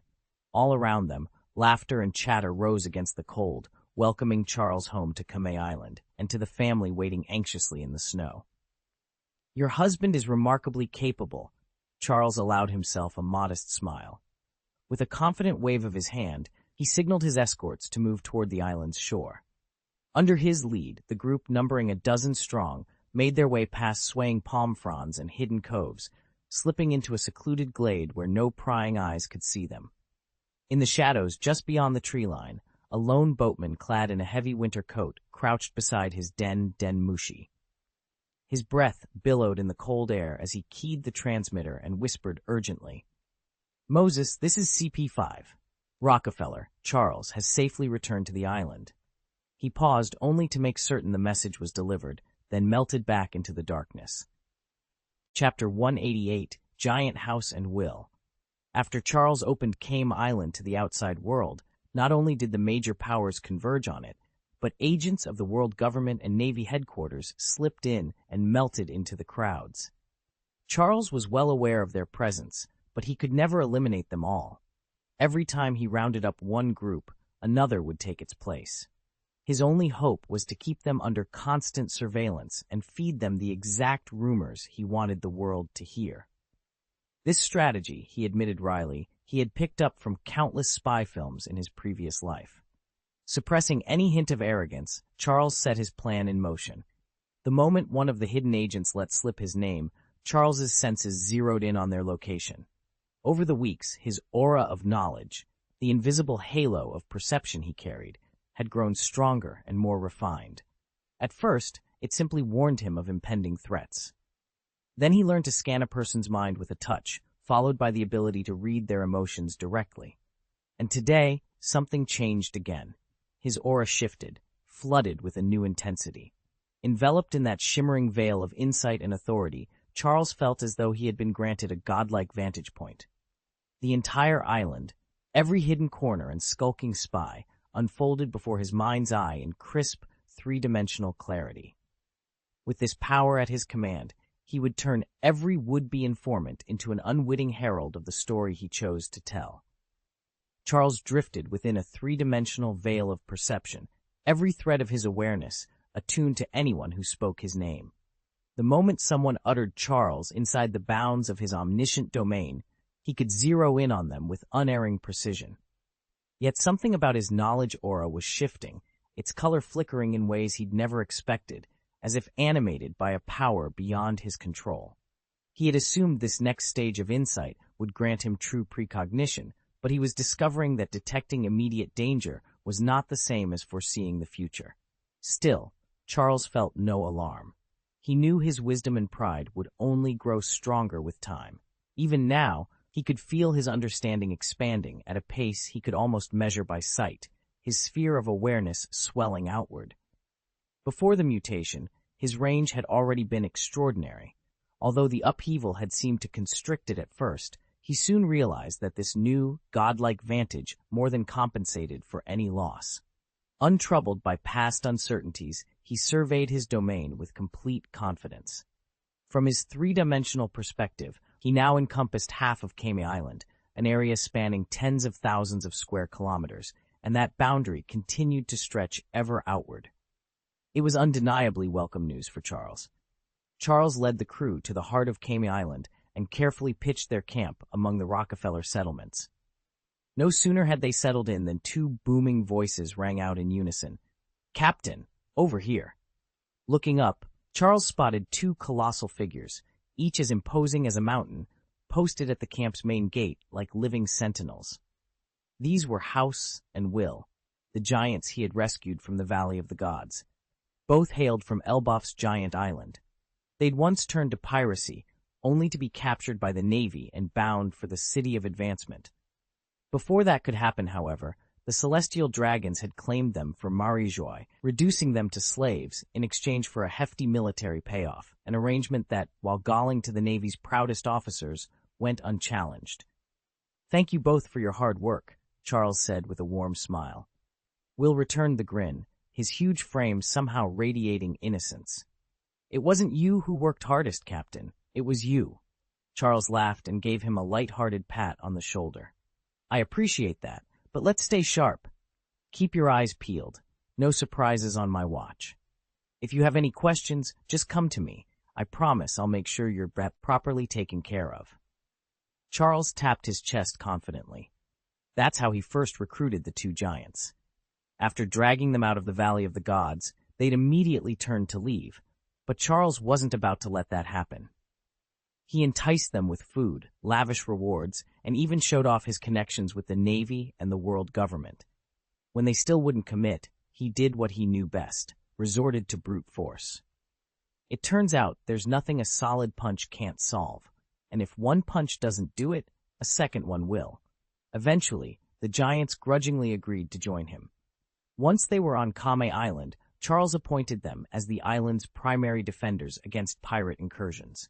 Two fully grown giants are no small asset. Only Charles himself could rival them in raw strength on the island. He armed them with suitably massive weapons, a giant cleaver for one, a colossal axe for the other. With these two titans on his side, Charles had effectively added the equivalent of two veteran lieutenant commanders to the Rockefeller Pirates. Charles could hardly contain his delight. Every member of the Rockefeller Pirates owed their prosperity to him. No one in the New World had achieved such renown on their own. And now, after welcoming two giants into his ranks and lavishing them with endless provisions, they'd fallen head over heels for his base. Though he'd assured them they were free to leave whenever they wished, they simply refused. Where else could they find such generous board and lodging? Out on open seas, they'd be reduced to scrambling for scraps, and hungry to boot. Besides, having two towering behemoths at their back only bolstered their prestige in any engagement. Charles recalled the countless resources he'd sunk into recruiting just one giant for the 10,000 kingdoms, only to come away empty-handed. Yet here, amid the sacred groves of the Valley of the Gods, he'd effortlessly enlisted two loyal colossi with a single invitation. "Yes, Captain," the giants thundered in unison, laughter rumbling like distant thunder. His butler, Ivan, stepped forward, brow creased. "Pardon me, sir, but you may not realize how much they consume. Between the two of them, they eat the equivalent of 100 men each day. If this keeps up, our coffers will run dry before long." Charles straightened, flashing a wry smile. "Is that so? Well, perhaps we'll have to tighten the purse strings. Just a bit." "Are we running out of funds?" Charles frowned as he turned to Ivan. "Our Rockefeller Pirates are burning through a staggering 1 billion Baileys every month. Nearly 400 million goes straight to wages. Another 300 million is sunk into new ships, and that's before you even mention the scientists' experimental budgets. Those researchers spend money without a second thought. Just send me the receipts, and I'll reimburse them. Especially Caesar Courant and Vinsmoke Gage. Between the two of them, I'm drowning in expense claims. No wonder our expenditures are through the roof." Ivan groaned, his face twisted in misery. As Charles's chief steward, he felt a knot in his stomach every time he stared at the ledger. Most of the Rockefeller Pirates' revenue came from taxes on Kame Island. When Charles returned here, he had formally taken over the island's administration. At Charles's request, the former mayor, Mr. Chamberlain, had no choice but to step down and retreat to Umit. Since then, every decision on Kame Island has been Charles's alone to make. Charles's only rule was simple: pay your taxes and keep the peace. As long as you did that, he didn't care what you did. Every month, merchant ships sailed in and out of the harbor, unloading exotic goods and carrying treasures to distant ports. Local shopkeepers thrived on the steady tide of travelers, and Charles himself had quietly branched out into real estate, leasing stalls in the market, warehouses by the docks, and even a few modest inns. Under his watchful yet hands-off approach, the town buzzed with trade, its coffers filled, and its streets kept in good order. Chapter 189, Firearms. Charles leaned back in his chair, rubbing his temples. Earning 4 to 5 billion credits a month sounded impressive, but with the new firearms contract looming, it still wasn't enough. He glanced over at Ivan, his longtime steward of 10 years, and forced a wry smile. "Don't worry about the money, Ivan. I've got it covered." Ivan nodded respectfully. He had managed the island's day-to-day affairs ever since Charles took over, and he ran everything with clockwork precision.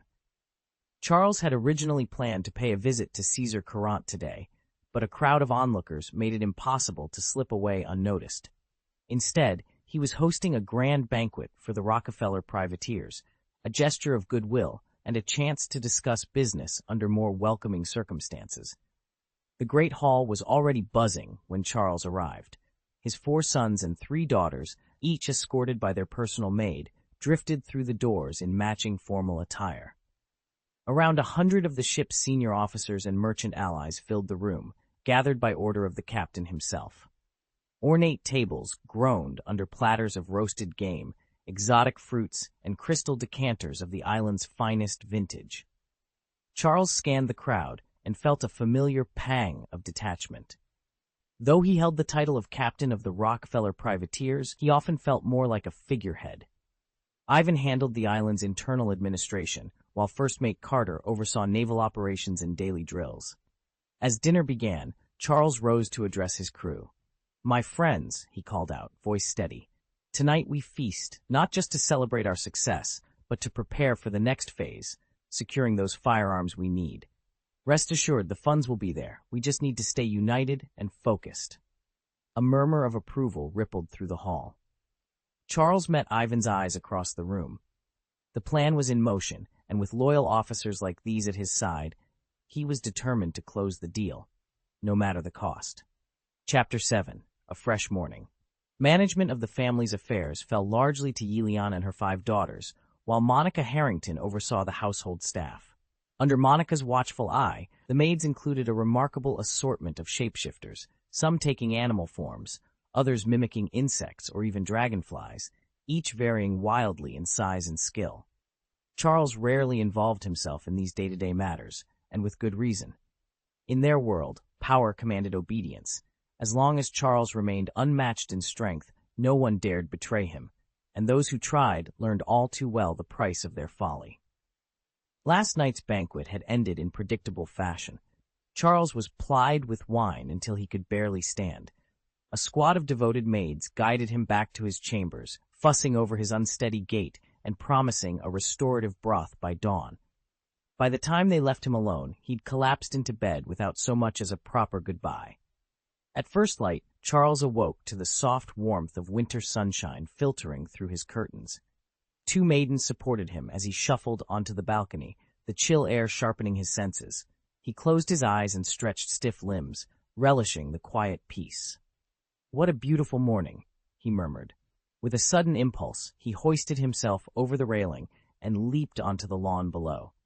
The castle's great green expanse spread before him, still dotted with frost, but already bright under the rising sun.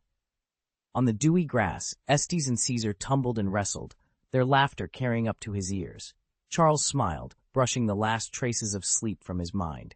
Today promised new challenges, and with winter's sun at his back, he was ready to meet them head-on. Charles's voice rang out through the hall. "Dad!"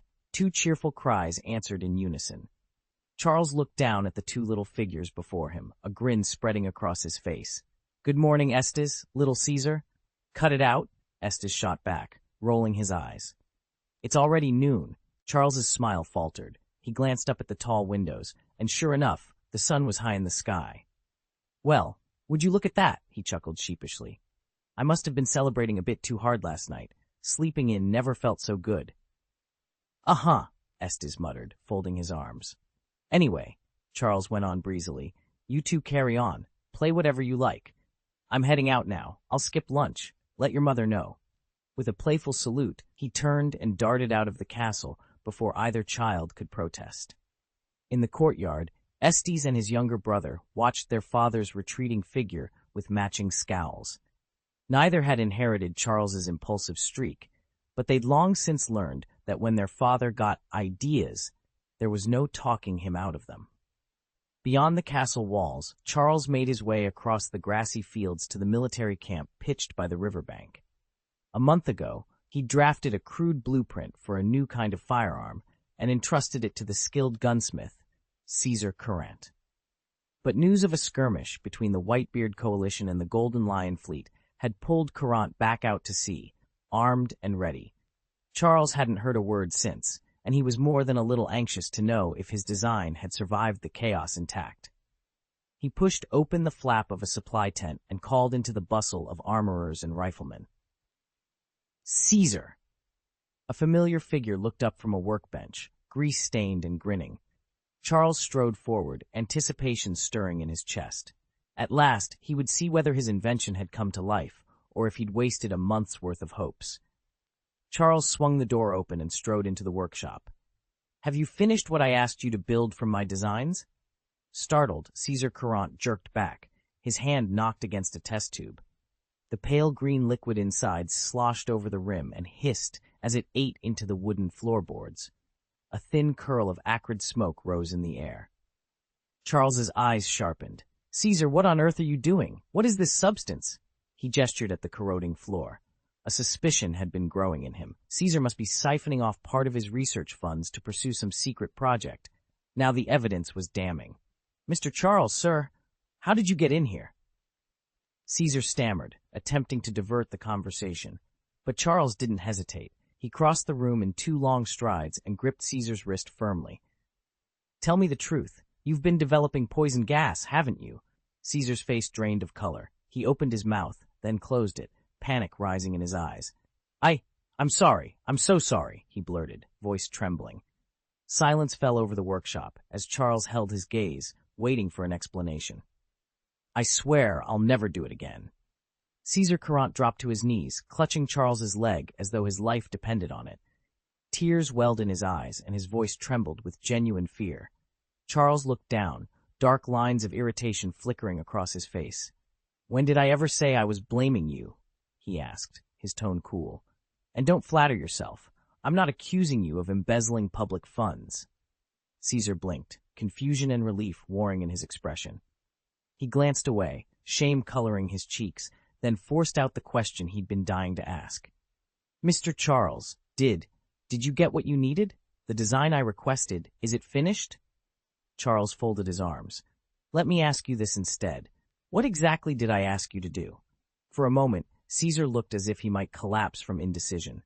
Then a spark ignited in his eyes. "It's done. Every detail of the firearm blueprint you provided unlocked my latent talent for weapons design. I've completed the plans exactly as you showed me." He straightened, pride shining through his humble posture. "Mr. Charles, you're a genius. I never imagined firearms could be laid out so elegantly." Charles sighed, both exasperated and a little impressed. "So, you actually built it?" he pressed. Caesar's face split into a triumphant grin. "Yes, sir, it's done. Every component, every mechanism, it's ready whenever you are." Charles nodded once, satisfied at last. Communicating with Caesar might sometimes feel like a Herculean task, but the results spoke for themselves.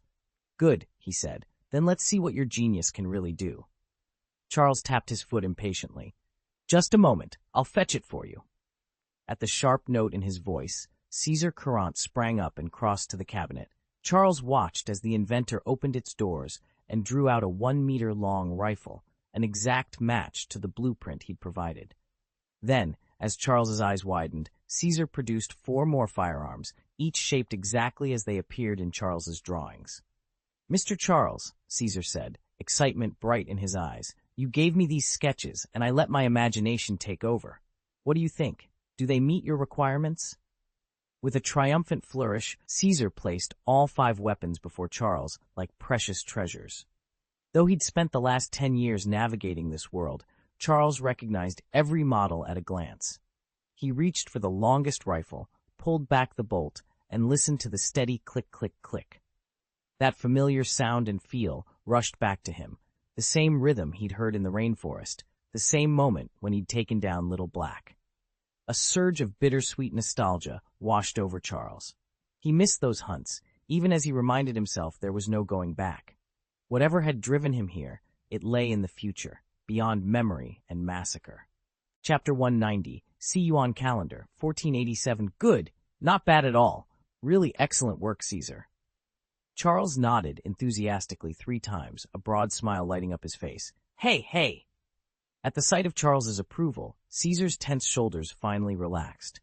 He'd been carefully assembling a small device, and now, as Charles set it aside and fixed him with a steady gaze, Caesar felt his heart pound. He was still in his teens, barely a boy, and although Charles's praise had sent a flush of pride through him, this sudden, intense scrutiny made him feel like a child awaiting a scolding. Charles studied Caesar thoughtfully. If you want to develop poison gas, I won't stand in your way. If you prefer to work on other large-scale weapons, I have no objections. But understand this, my directives come first. Whatever I ask, you must drop everything else and focus on it. And so long as the task is within your ability, you'll have my full support, unlimited resources, whatever you need. His tone was deadly serious, each word measured. As Caesar Courant met that unblinking stare, cold sweat crept down his back. Charles felt power coiling in his limbs, stronger with each passing year. Even when he didn't mean to, a faint tremor of energy pulsed from him, enough to unsettle anyone of lesser strength. A sovereign's confidence seemed to radiate from his very presence, sending the timid fleeing at the sight of him. My apologies, Your Highness. Understood, stammered Caesar Courant, bowing low. Charles let the moment hang a heartbeat before nodding once. Good. Follow my plan to the letter, and you'll have all the resources you could ever need. No one else can support you like I will. Who knows? Someday we might even surpass Vegapunk. With that, Charles drew up a pie chart and slid it across the table. He'd spent a lifetime under bosses who never shared their full vision. He knew how important it was to promise a generous slice of the pie. Caesar's eyes gleamed as he studied the numbers. Ha! Excellent, Caesar exclaimed. If you can set up a production line for this rifle, every penny of your research funding will come straight from its sales. The more rifles we sell, the bigger your budget grows. Charles reached out and picked up the Mosin Nagant with a slow, triumphant grin. Heh, just the beginning. I promised to complete the mission, but I'll need Barrett's help, Caesar Courant said with a confident smile. Charles nodded.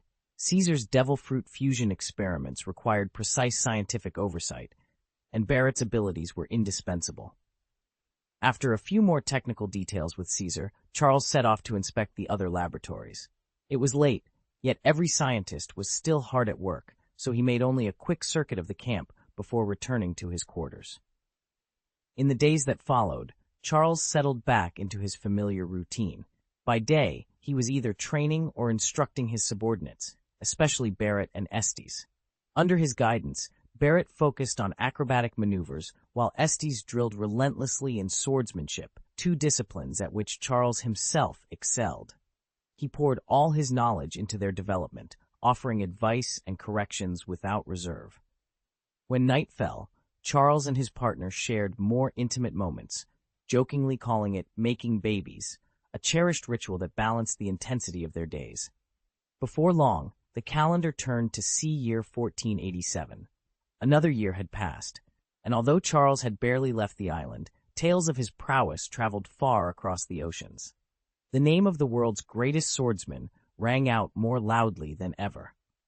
Charles's life was blissfully uneventful for the first few months after he earned his title as the world's greatest swordsman. That calm ended the moment renowned swordsmen from every corner of the 4 seas and the Grand Route began pouring into the New World. One after another, challengers arrived on Kamai Island, all bearing the same goal, to face Rockefeller Charles in combat and claim the rye. Got to call themselves the best. At first, Charles scarcely bothered to respond. In truth, a little excitement was welcome. The island's tranquility had grown monotonous, and sparring with masters from scores of sword schools offered him the perfect way to refine his own techniques. Each duel was a pure test of skill, and between bouts, Charles willingly shared pointers and strategies with his opponents. Word of this quickly spread. Defeat the world's #1 swordsman, and you'd not only earn bragging rights, but also receive direct tutelage from him. A handful of aspirants who'd languished at the peak of the swordsman realm for years soared past their limits after just a few lessons from Charles, breaking into new levels of mastery almost overnight. As reports of these miraculous breakthroughs reached other would-be challengers, envy flared in their eyes. The promise of both victory and personal instruction made Kame Island more crowded and more fiercely competitive than ever before. Charles, however, remained unfazed. To him, each new duel was simply another chance to push his skills, and those of his peers, even further. In the vast expanse of the sea, swordsmen are plentiful, but true masters, the elite of the blade, are almost unheard of. Such rare talent is precisely why Captain Locke personally invited Charles to lead the 8th Squadron of the Locke Pirates, an honor reserved for the finest swordsmen in the realm. No sooner did word spread of the riches awaiting at sea than swordsmen from every corner answered the call. Confident in their skill, they paid no heed to the Navy's warnings and scoffed at the threat of pirates. To them, the path of the sword was the only thing that mattered, and no force on the ocean could intimidate a man who trusted in his blade. By the latter half of 1486 in the Haiyuan calendar, the Royal Navy found itself besieged by these independent swordsmen, now branded as pirates. The constant raids shattered the Navy's reputation and left its admirals scrambling for answers. Meanwhile, Charles's renown only grew. Tales of his unmatched swordsmanship spread far and wide, and every challenger who tested his skill walked away humbled, utterly convinced that he truly was the world's greatest swordsman. Charles's reputation as a swordsman and as a mentor only grew with each passing day. From time to time, he would pause in the midst of his own training or a skirmish to offer pointers to fellow bladesmen. There was no hint of possessiveness in his lessons, no sense that he was hoarding his skill, only generous, selfless dedication. Each nugget of advice he offered, each subtle correction, sent hearts racing. Countless swordsmen found themselves hanging on his every word. Word of Charles's talents and character spread far across the sea. Soon, wandering Ronin and drifting sword for hire found themselves irresistibly drawn to the Rockefeller pirates. Black Flag, men of honor abandoning their lone wolf lives to serve under a captain who taught freely and led by example. It was as if Charles had planted seeds of loyalty wherever he went, not realizing that his own kindness had become the orchard. Within the tight-knit swordsman community, Charles was hailed as a paragon. Even within the Navy's own ranks, where the code of Bushido held sway, officers and swordmasters spoke of him with deep admiration. When they learned that Charles had been coerced into piracy by the legendary Rocks, some high-ranking swordsmen quietly petitioned Naval HQ to clear his name. Had they not been so gentle in their appeals, they might already have succeeded. After all, to wield a blade well is nothing without a clear heart. Only a mind unburdened by ulterior motives can hope to master true swordsmanship. These principles, these simple, unshakable truths, became a thorn in the side of the Navy's upper echelons. Murmurs of dissent reached the world government's ears, and for days the brass were abuzz with complaints about the man named Charles, admiring, irksome, and utterly unstoppable.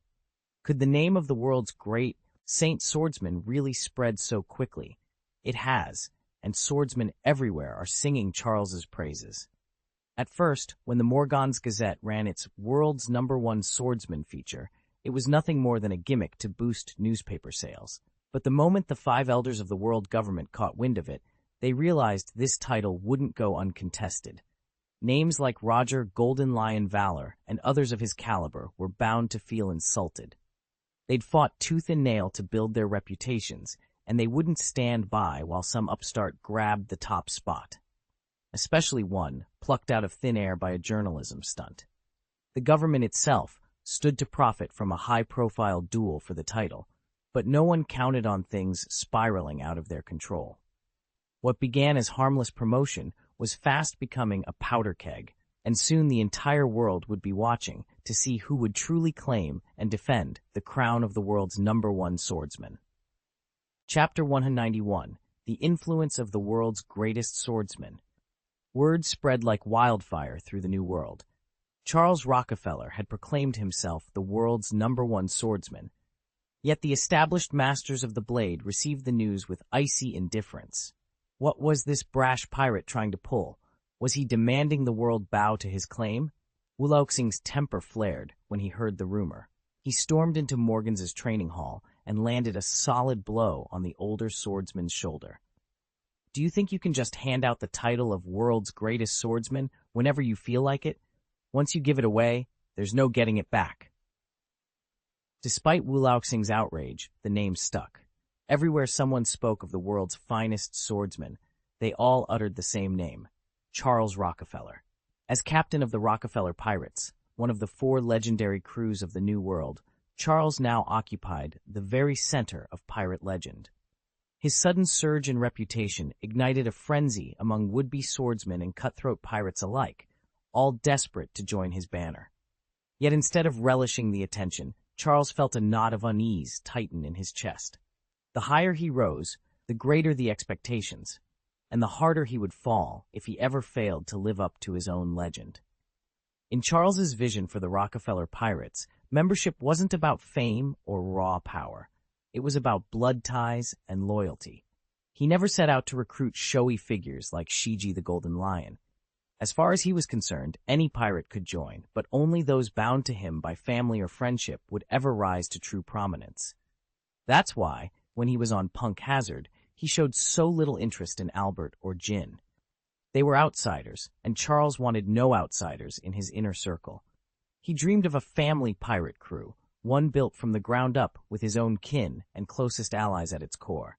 Even the officers he had appointed so far were merely adequate, lacking the extraordinary strength or renown that might threaten the unity he prized. The sole exception was Barrett. Young and raised within the Rockefeller fortunes, Barrett carried an almost filial affection for the clan. Charles saw in him the perfect fusion of loyalty and potential, so he welcomed the youngster into the fold without hesitation. This pure-blooded approach to piracy suited Charles down to the ground. He took pride in nurturing his crew like a father watching his children grow, guiding them through every hardship until they earned their reputations across the seas. To Charles, there was no greater reward than seeing those he'd trained become legends in their own right.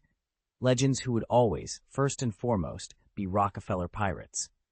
Charles had long since realized he'd reached the peak of his raw strength. No matter how grueling the training, each additional gain came at a brutal, almost impossible cost. Now his goal wasn't to chase ever more power, it was simply to preserve what he already had. In a world where might makes right, admitting even a flicker of weakness was tantamount to defeat. That was why Charles refused to eat any devil fruit.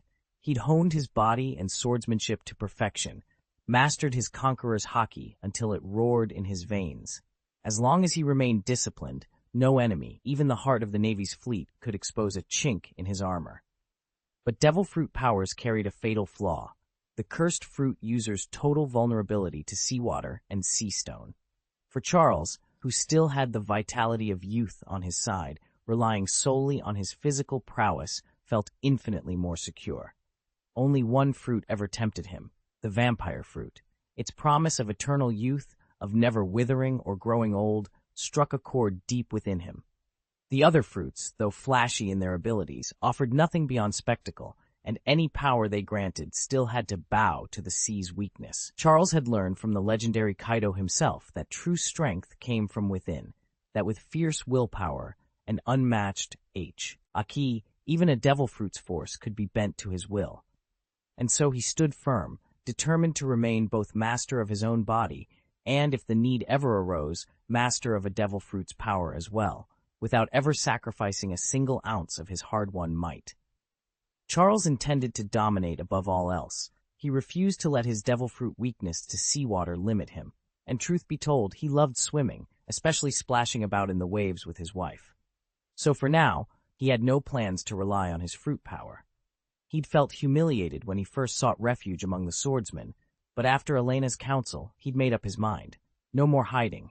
He was no longer the invisible nobody he once was.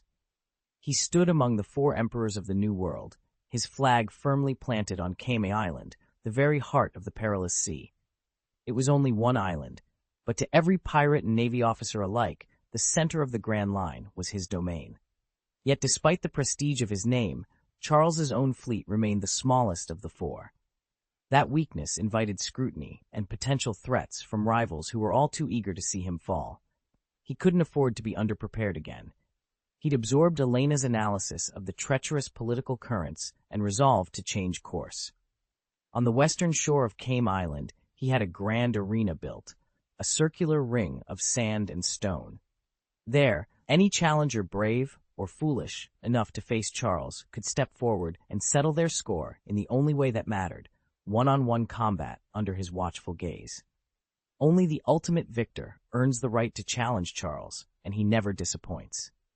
Every month, a grueling, 4-week tournament unfolds. The swordsman who endures all the way to the final day wins a face-off against Charles in the arena, where he not only fights, but also offers a thorough critique of his opponent's technique afterward. News of this prestigious ordeal spread like wildfire across the seas. Challengers arrived in droves, some craving the chance to prove they were the world's finest, others hungry to learn directly from the reigning master. Before long, Charles's magnetic personality and fair judgments drew countless blades to his banner. In just 6 months, his ranks swelled with formidable talent. Of course, not everyone watched in admiration. The pirate crews bristled with envy as Charles's reputation grew. None more so than the legendary Golden Lion Shiji, the very swordsman whose own prowess had once propelled Charles into the realm of the great swordsman. From his crow's nest, Shiji eyed Charles's flourishing following with resentment. Why did these promising fighters flock to their former pupil rather than seek him out? That question, more than any clash of steel, gnawed at the Golden Lion's pride. Could it be the lure of the title, World's #1 Swordsman? Whenever Shiji heard that a swordsman had arrived in the New World, made a name for himself, and then joined the Rockefeller Pirates, his eyes would gleam with excitement. On his latest voyage, he noticed a handful of sword-wielding fighters gathered on deck. He recognized their purpose at once. With a single powerful bound, Shiji dropped down from the rigging and confronted them. "Boy, are you here to challenge the world's #1 swordsman?" he snarled. Despite the broad grin on his face, Shiji's reputation as the fearsome Golden Lion of the Rockefeller Pirates was enough to unsettle them. The men exchanged nervous glances before one stammered, "No, sir. Actually, is there something we should bring for him?" They weren't fools. Rumors of Shiji's exploits circulated on every wanted poster and in every tavern, from the Grand Line to the farthest New World outpost. He was a legend, almost as famous as the swordsman they spoke of. Shiji drew in a lungful of air, then exhaled smoke from the cigar clenched between his teeth. He fixed them with a sharp look. "Then tell me this. Why do so many swordsmen want to sail under Charles's flag?" The men looked at one another, hesitation clanged in their eyes. Summoning his courage, the tallest among them stepped forward. His voice shook as he answered, "Sir, they believe fighting alongside Charles is the quickest path to true glory. They think that under his banner, their names will echo through history." Shiji let out a low, appreciative chuckle. "Not a bad answer," he said, nodding once. "If you're serious about joining Charles, you'd better be ready to prove you can earn that glory." As the ship's sails filled with wind and it pressed further into the open sea, the group of swordsmen squared their shoulders. Ahead of them lay trials beyond imagining, and perhaps the chance to stand at Charles's side as legends in their own right. The swordsman turned to Shiji with a wry smile and said, "That's because Lord Charles is the finest swordsman alive. He never hesitates to mentor those less skilled. He boldly challenges the strongest opponents. And he always shows complete fairness to the weak. On top of that, he's renowned for his prodigious appetite." With that, he tapped the newspaper in his hand, the same one that had been passing around every fencing hall in the realm. The praises of Lord Charles weren't just print. They were the unanimous verdict of every swordsman's circle. Chapter 192, Abundant Talents. The 3 swordsmen stood around Charles, each piling on a grander compliment than the last. "Don't hold back. Strike down the mighty," one declared. Exactly. Only by challenging the strong can justice truly be served, a second chimed in. And have you seen the way he stared down Lord Locks? The third added reverently. Even the golden lion of Shiji still shudders at the memory of Locks threatening Charles, and Charles simply nodded in agreement without a word of protest. So dignified, so fair. Master Shike, who'd been listening in silence, couldn't help but twitch the corner of his mouth. He'd known Charles for 7 years, and not once had the boy so much as offered him a drink. Yet here they were hailing Charles as the paragon of righteousness. Clearly, Charles had a talent for self-promotion, convincing the entire martial world that he was a heroic champion of justice. What a performance, Sheik muttered under his breath, flicking ash from his cigar. Wrapping his robe around him, he took a deep breath, then vaulted into the air and vanished among the clouds. The swordsman gaped up at the empty sky, stunned into silence. "Come on, snap out of it," one of them finally barked, giving his friend a sharp shake. With puzzled looks, they hurried off, leaving nothing behind but the echo of Master Shike's departing footsteps. Shiji was still soaring above the waves when frustration finally got the better of him. He'd always enjoyed a reputation far greater than young Charles's, yet every swordsman he'd tried to recruit so far had turned out to be a fanatic after glory or a self-serving opportunist. Furious, Shiji thundered back to his floating island and unleashed a fierce burst of sword energy. The shockwave rippled through the air, sending every pirate on deck sprawling to the planks, hands over their heads, too terrified even to cry out. "It's over. Boss Shiji's lost his mind again," they wailed, quivering on the floor. Several officers exchanged worried glances and muttered that their captain had gone off the deep end. Half a month later, Charles finally received Shiji's recruitment report. Of all the would-be swordsmen tested under Shiji's brutal standards, only 3 had survived. Charles studied the 3 newcomers with a pleased smile. "Welcome to the Rockefeller Pirates," he said, inclining his head. He moved among them, reading their auras to make absolutely sure none were spies sent by the world government or rival powers. Satisfied they were genuine, he formally accepted them into his crew. In just 6 months, Charles's banner had attracted over 200 swordsmen, each eager to sail under the Rockefeller flag. Among their number was even one master who'd broken through into the true swordsman realm, wielding a technique of lethal, soaring slashes. The pirate seas had never seen a finer blade force. Though he was nearly 60, Stanley Atchison possessed a rare talent that even outshone Charles, who was more than 2 ranks his junior. Having long since abandoned any hope of ascending to the rank of Grand Swordsman himself, Stanley still yearned to experience firsthand the power that came with that title. When he arrived on Kame Island, he challenged Charles to a duel, and they sparred relentlessly until the end of the month. In their final encounter, Charles's skill proved decisive, and Stanley was soundly defeated. Rather than chafe at the loss, Stanley smiled in satisfaction. He had felt the very essence of a grand swordsman's power, and that was enough. With renewed purpose, he asked to remain on the island.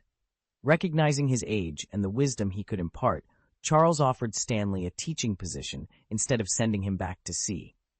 In his new role, Stanley would train the island's swordsmen, accelerating their progress toward mastery. Stanley bowed deeply. "Thank you, Captain Charles, for your generosity. I am honored, and I will devote every ounce of my strength to shaping these men into true swordmasters." Charles returned the gesture, warmly, and escorted the veteran swordsman to his quarters. Under Charles's command, Stanley Atchison would become the fleet's premier combat instructor and its greatest asset. Charles examined the sword in his hands. Though its blade was worn and nicked, its edge still carried the power of a master-crafted greatsword. He sighed, rubbing his temples. It wasn't the ancient weapon giving him a headache. It was his 2 protégés, Paul and Isaac. He'd spent 4, nearly 5 years training them, and yet both remained stuck at the basic swordsman rank. As a great swordsman himself, Charles had hoped to shape them into at least decent fighters, but their lack of progress made him question everything. Was his teaching at fault, or were their talents simply insufficient? Just then, new recruits streamed onto the deck, more than 200 fresh-faced swordsmen eager to join the Rockefeller Pirates. Their arrival electrified the veteran fighters already under Charles's command. Seeing their excitement, Charles called everyone together. "Any questions about swordsmanship, techniques you can't quite grasp, or drills you'd like me to explain, come find me. I'll make time for you."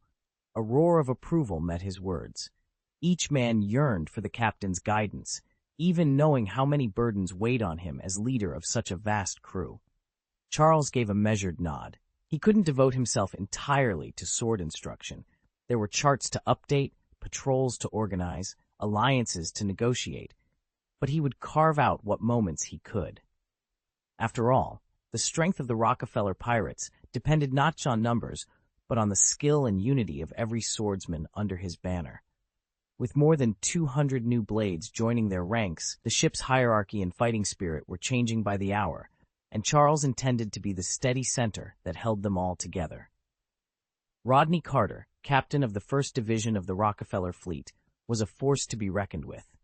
Eating the horse fruit, model zebra, he could shift into a powerful zebra form at will, and he'd mastered all 6 Rokushiki techniques.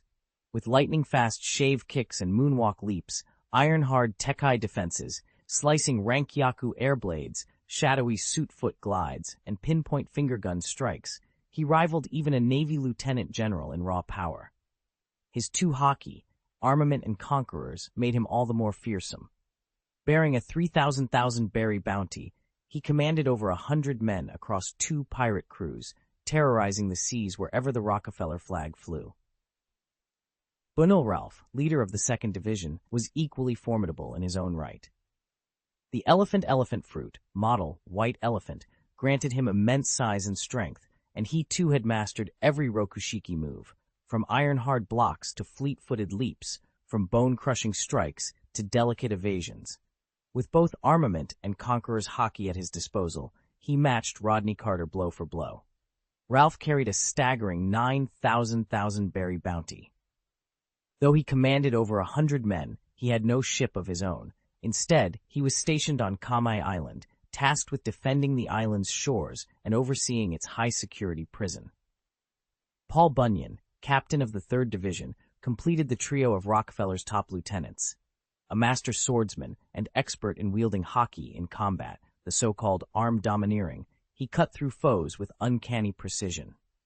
If Rodney Carter ruled the skies and Bunil Ralph held the land, Paul Bunyan's blade ensured that none could penetrate their dominion unchallenged. Together, these 3 captains formed the iron heart of the Rockefeller fleet, an alliance of devil fruit powers, Haki mastery, and unmatched martial prowess that kept the Grand Line's mightiest Navy officers on restless watch. Charles had placed a 2 billion berry bounty on the heads of his newest swordsmen, and they answered the call in force. These elite fighters, numbering in total, organized themselves into a single unit and set sail on 2 ships. Among their ranks, Isaac Marlowe stood out. As captain of the 4th Rockefeller Squadron, he was equally versed in tactics, swordsmanship, and strategy. His prowess was said to rival that of a Navy rear admiral. Unsurprisingly, the world government had posted a 1 billion berry bounty on him. Alongside Isaac served skilled bladesmen like Paul, and together they prowled the seas under Charles's flag, seizing prizes and vanquishing any who dared challenge them. These captains now form the core of Charles's naval force. Charles has spared no effort in recruiting, arming, and provisioning them. He lets them roam freely, but always under his colors. Back at headquarters, his personnel remain relatively few, but exceptionally capable. At the helm of his scientific division is Caesar Courant. Pleased by Caesar's breakthroughs over the past year, Charles placed every researcher under his command.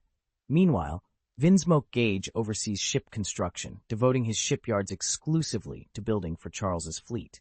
Domestic order and security fall to Monica Harrington, head of the Maid Brigade. After consuming the insect dragonfly zoan fruit, Monica can transform into a dragonfly-like form, granting her astonishing speed and combat ability. With these leaders at his side, Marlowe, Paul, Courant, Gage, and Harrington, Charles's forces are well poised to dominate the Grand Line. Charles's crew was more than capable of handling ordinary foes, but he still felt a twinge of hesitation whenever true experts showed up. His personal attendants barely had time for combat training, and Charles didn't force it. He let them pursue whatever they liked. The largest unit in the Rockefeller Pirates was the Handmaiden Corps, led by head maid Monica and numbering nearly 300. Each of these women was breathtakingly beautiful and utterly devoted to Charles's service. Of course, Monica could not manage such a vast staff on her own. She depended on 3 trusted assistants, Amy Powell, Karina Carey, and Wendy Mom, to keep everything running smoothly. Chapter 193, Abundant Talents. Charles surveyed his assembled maids, mentally ticking off their abilities. First was Amy Powell of the Animal Division. She'd eaten the bird fruit, model Goshawk. Her transformation granted her powerful wings and razor-sharp talons, along with the ability to fly. Just watching her swoop through the air was enough to impress him. In terms of raw combat prowess, Amy outshone every other maid in the household, even Monica, the head maid. Whether unleashing a blazing finger gun or channeling the Navy's 6-style spear, Amy's attacks cut through practice dummies like wildfire. She alone could claim the title of Battle Maid. Next was Karina Gali, also from the Animal Division. She bore the rat fruit, model Hamster. Karina's tiny fluffy form lacked fighting strength, but her role was invaluable. She looked after Charles's daily needs with boundless enthusiasm and couldn't be cuter if she tried. Whenever Monica needed help supervising the rest of the staff, Karina was at her side, organizing schedules and smoothing over any disputes. Finally, there was Wendy, formerly just another caretaker, now the proud possessor of the cat fruit, model Raccoon Cat. In this form, she had no battlefield value. Her fluffy tail and those round, expressive ears were all about comfort and companionship. Wendy doted on Charles's household chores and welcomed his gentle pats and scratches behind her ears. She was, quite literally, the perfect pet. Charles remembered how puzzled he'd been when Monica first distributed devil fruits to these two. Why grant such powers to maids with no martial talent? But seeing Karina's chubby hamster cheeks and Wendy's mischievous raccoon grin, he understood. Their animal transformations weren't meant for war. They were an irresistible charm offensive. With those extra ears, Karina and Wendy had become living treasures, brightening every corner of the estate. Charles's heart skipped a beat as a warm thrill ran through him. He pictured those soft nightly moments when they would brush his hair as he fell asleep, and a mischievous excitement bubbled up inside him. Tonight, he vowed he would try it for himself. On deck, 4 senior maids oversaw the daily operations, but Charles had taken the initiative to train hundreds more. For nearly 10 years, he had drilled them in 3 indispensable skills for life at sea: navigation, medicine, and cooking. Each of these recruits had now graduated, fully capable of steering the Rockefeller Pirates through treacherous waters, tending to injuries and illness, and preparing hearty meals for the crew. And yet, Charles still felt something was missing. He'd worked relentlessly for almost a decade, and though he took pride in his ship's seamless efficiency, he longed at last to indulge in the pleasures he'd postponed for so long. Every one of these women owed their freedom to Charles's daring rescues from slave ships. Apart from a handful who had surviving family, they had all willingly pledged themselves to the pirate captain. Beautiful and diverse in their talents, they came from a dazzling array of backgrounds: former schoolgirls, exiled princesses, noble daughters, merchant heiresses, traveling singers, and dancers. In Charles's eyes, his ship was more than a vessel. It was a sanctuary where each woman could redefine her fate. Tonight, Charles thought with a grin, he would celebrate that freedom in his own way. Charles encouraged each of his 300 maids to discover and cultivate their own talents. He let them choose whatever specialty they pleased: seamanship, medicine, cooking, singing, dancing, rap, musical instruments, anything that spoke to their spirit. At every banquet, these young women dazzled the guests with performances uniquely their own, and Charles felt an unexpected pleasure of mind and body as he watched them shine. None of his maids had been idle under his care. Each had a gift waiting to be unearthed, and Charles took great satisfaction in coaxing those talents to the surface. This simple, fulfilling life on the island, surrounded by beauty, art, and the laughter of his ward Esther and his apprentice Barrett, made the long years away from civilization entirely worthwhile. Most days, after his lessons with Barrett and Esther, Charles would retreat to his private quarters and allow himself a brief respite. He listened to the haunting melodies of his maids, sometimes drifting so far into their music that he almost forgot the world outside. Yet he never lost his discipline. He remained ever mindful of the duties that lay ahead. Beneath Charles's calm exterior lay an impressive force, nearly 400 trained fighters backed by more than 500 logistics personnel. This formidable cadre far outmatched the ragtag pirate crews that prowled the nearby seas. And so, even in this idyllic retreat, Charles never let his guard down, knowing full well that when the time came, he would need every one of them. They were all veteran swordsmen, each with at least 2.5 years of hard training, and most with 5 years or more under their belts. Even the least gifted among them easily outmatched the run-of-the-mill sea thugs. A single one of these blades could hold his own against 5 ordinary fighters.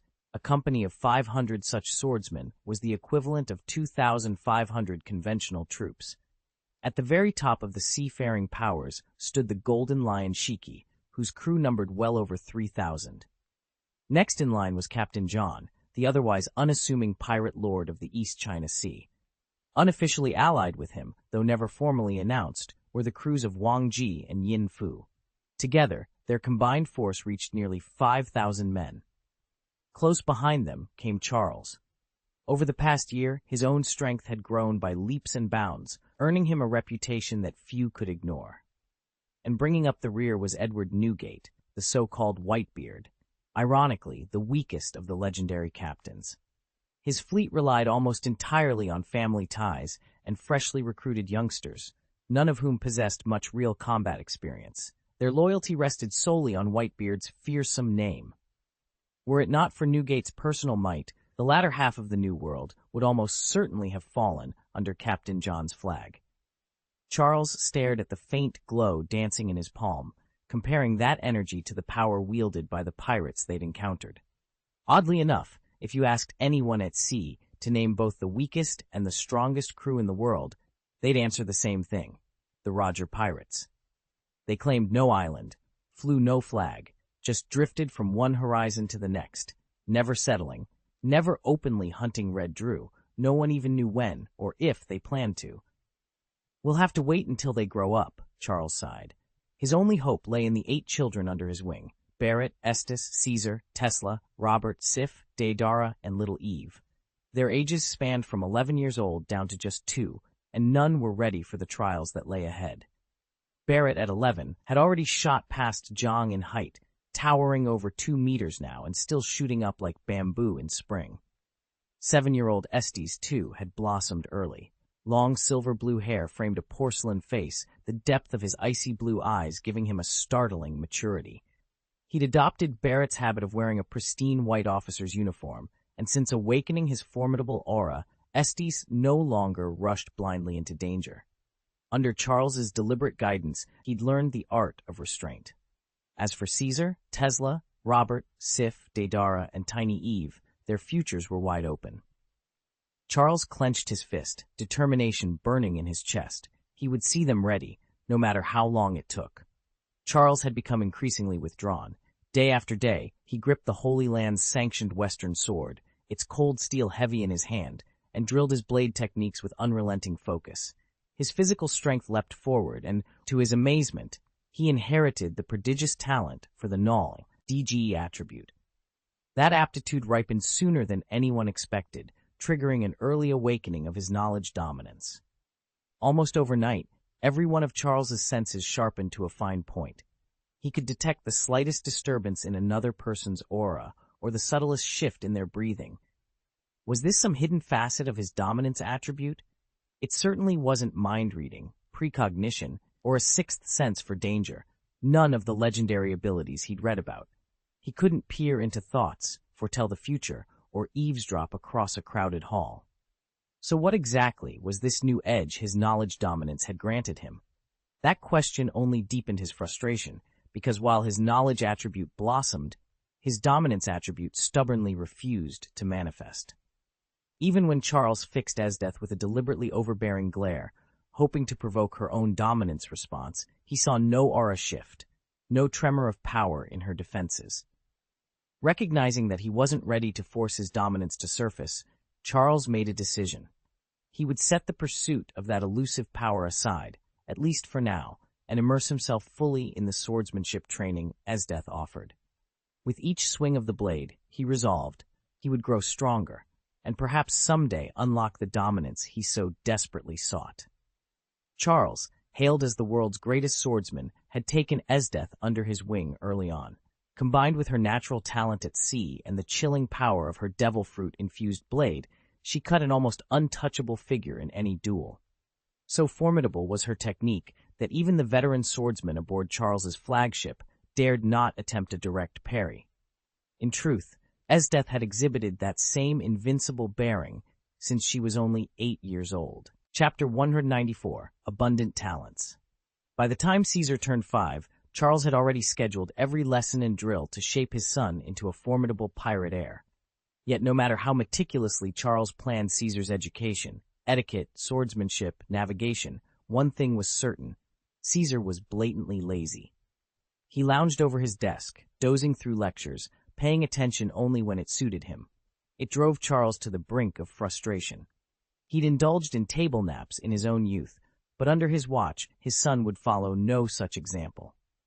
The next time Caesar drifted off in the middle of a history lesson, Charles seized him by the shoulder. "Up, Caesar! If you want to sleep, you'll earn it." Without waiting for protest, he marched his sleepy son outside the castle walls and pointed toward the winding road that circled the estate. "Run one full lap, no breaks." The castle of Black Ridge sprawled across rugged terrain. Its perimeter measured nearly 5,000 meters. It was a course that would have left most adults gasping. Inexperienced sailors or merchants would never finish it. And yet, young Caesar, still in his bright-eyed childhood, set off at a steady pace. Charles returned inside to oversee the lesson he'd abruptly abandoned, assuming Caesar would collapse long before the lap was done. But when he glanced out the window, not 10 minutes later, he saw his son rounding the last bend, cheeks flushed but stride unwavering. He rushed outdoors. Caesar slowed to a trot, then stopped at his father's side, chest heaving, sweat trickling down his brow, but with a triumphant glint in his eye. Charles stared at him, astonished. This scrawny little boy, who dozed through lessons without a care in the world, had just run 5 kilometers, at 5 years old. It was no small feat. While he wasn't comparable to the elite superhumans whispered about across the pirate seas, Caesar's performance far outstripped ordinary limits. In that moment, Charles realized that beneath Caesar's relaxed exterior lay something extraordinary, a natural-born athlete, a budding warrior with abundant talents yet to be honed. And suddenly, all of Charles's plans for his son felt both necessary and infinitely more exciting. Charles's only frustration was Caesar's laziness. He loved nothing more than sleeping in, and wouldn't stir unless someone was practically shouting in his ear. Charles knew that if this habit took root at such a young age, it would never leave him, so he devised a strict routine. Every dawn, he had Martha, the household maid, rouse Caesar for a mandatory run around the castle grounds. No excuses were allowed. Caesar had to complete the entire circuit without pause. The moment Martha reported any sign of sluggishness, Charles himself would fetch the riding whip and lead Caesar to the old oak in the courtyard. There he would deliver measured strokes until Caesar, tears in his eyes, swore he would never be late again. Martha looked on with sympathy each time, but Charles refused to relent. And yet, predictably, the very next morning, Caesar would sneak back to his bed the moment Martha's back was turned, and find himself strung up by his wrists against the oak once more. Oddly enough, Caesar's memory of the punishment faded faster than his growing strength. After a few weeks, he hardly flinched at the whip. Still, he ran faster, his stamina improving day by day. Eventually, Charles realized he couldn't supervise these drills forever. With a final nod to Martha, he turned responsibility for Caesar's daily training over to Captain Barrett, confident that under his watchful eye, Caesar's worst habits would finally be left in the past. Charles turned to Barrett with a firm expression. From now on, whatever training you put Caesar through, he'll join in, so long as it won't kill him. He must train to the point of exhaustion. There's no point in sparing him a carefree childhood if it only breeds weakness. With that order given, Charles spared a few moments each day to check on his growing brood. Aside from Caesar and the training regimen, there were 7 other children to consider. Tesla, now just past his 3rd birthday, had only recently found his balance and taken his first steps. Charles made a point of visiting him every few days. Then came the 2-year-olds, Robert, Sif, Didara, and little Eve, still babbling and toddling about under their nurse's watchful eyes. This year had brought 3 more additions. Martha had delivered the 5th son, whom they named Logan.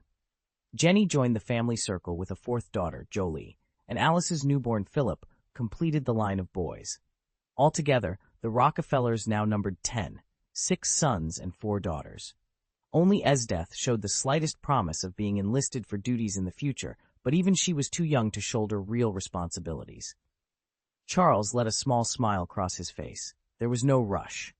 In time, each child would find their own path, whether on the training ground or beyond. For now, their greatest task was simply to grow. Charles blinked against the morning light streaming into the chamber. Where am I? This place predates the age of exploration by over a decade, 10 years before the seas would erupt into full-scale chaos. Even now, skirmishes at sea were confined to isolated hotspots, and the great mariners hadn't yet carved out their legacies. Yet here I stand, already at the pinnacle of power, more than capable of guarding my homeland when the storms break. He pushed aside the curtains and let the golden sun flood the room. His bare torso caught the warmth. "Ah, what are you doing? Opening the curtains so early?" came a teasing voice.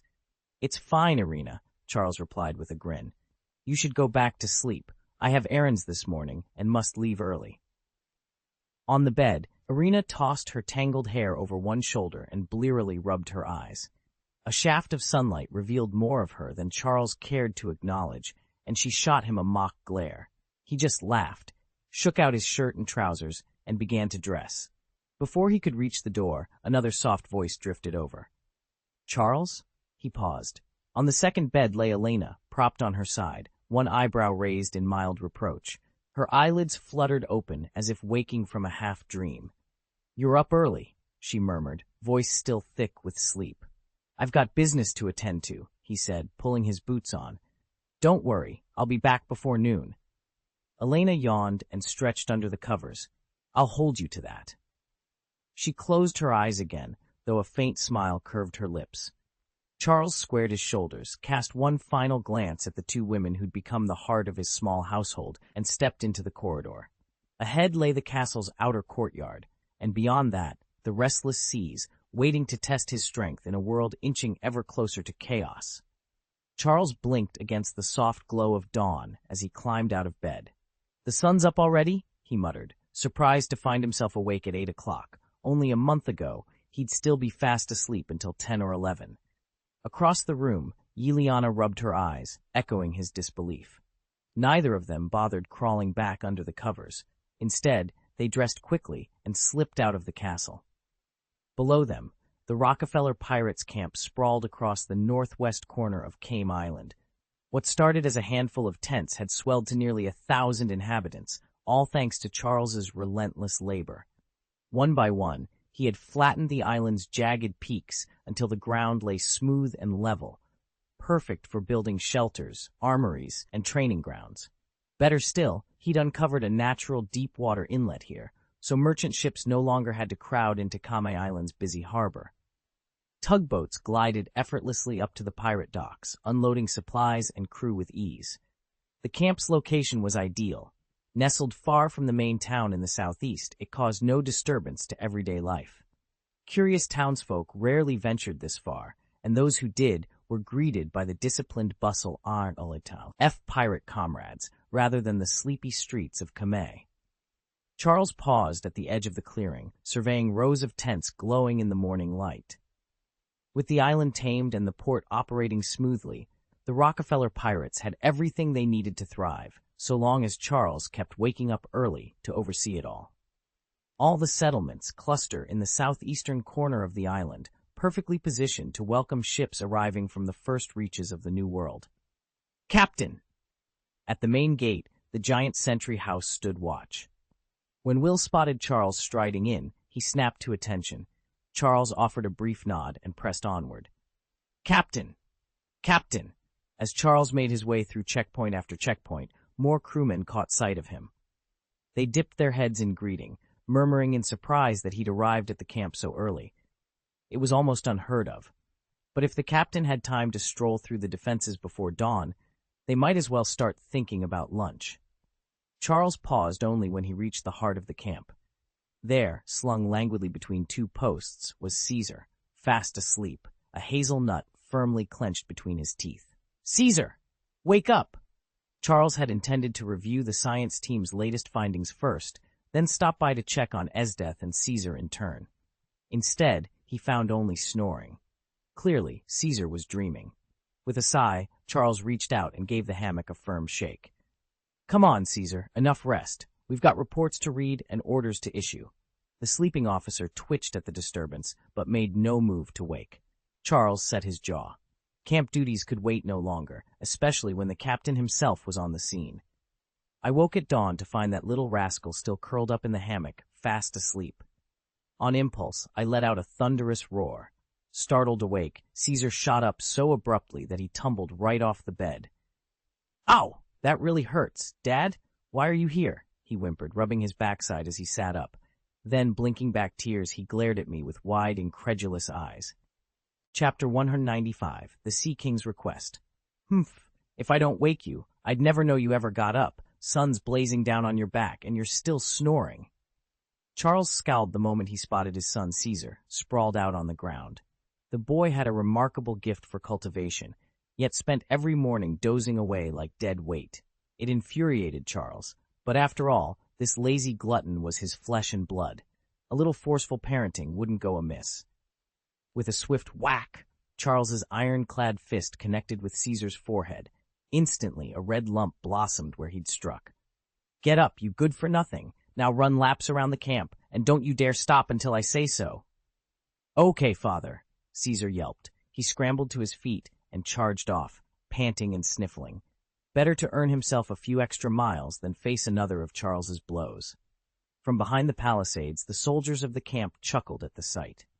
3 or 4 tightened their armor plates and watched as the boy, barely 1.3 meters tall, huffed around the perimeter, tears streaking down his cheeks. "There he goes," one grinned. "Caesar's morning cardio session, courtesy of Dad's iron fist. I guess I just got schooled by your unscrupulous father again." A cluster of burly men hooted as they surrounded the boy, slobbering jokes at his expense. "Daddy's so mean, huh, Caesar?" Caesar Carant's cheeks flamed crimson. He balled his fists, but the laughter stung deeper than any blow. If his father, Charles Winchester, could read his son's mind right now, he'd probably sock him 1 or 2 more times, just to teach him that a father's love can feel as solid and immovable as a mountain. Charles strolled away from the mocking crowd toward Barrett's training compound, his long coat catching the late afternoon breeze.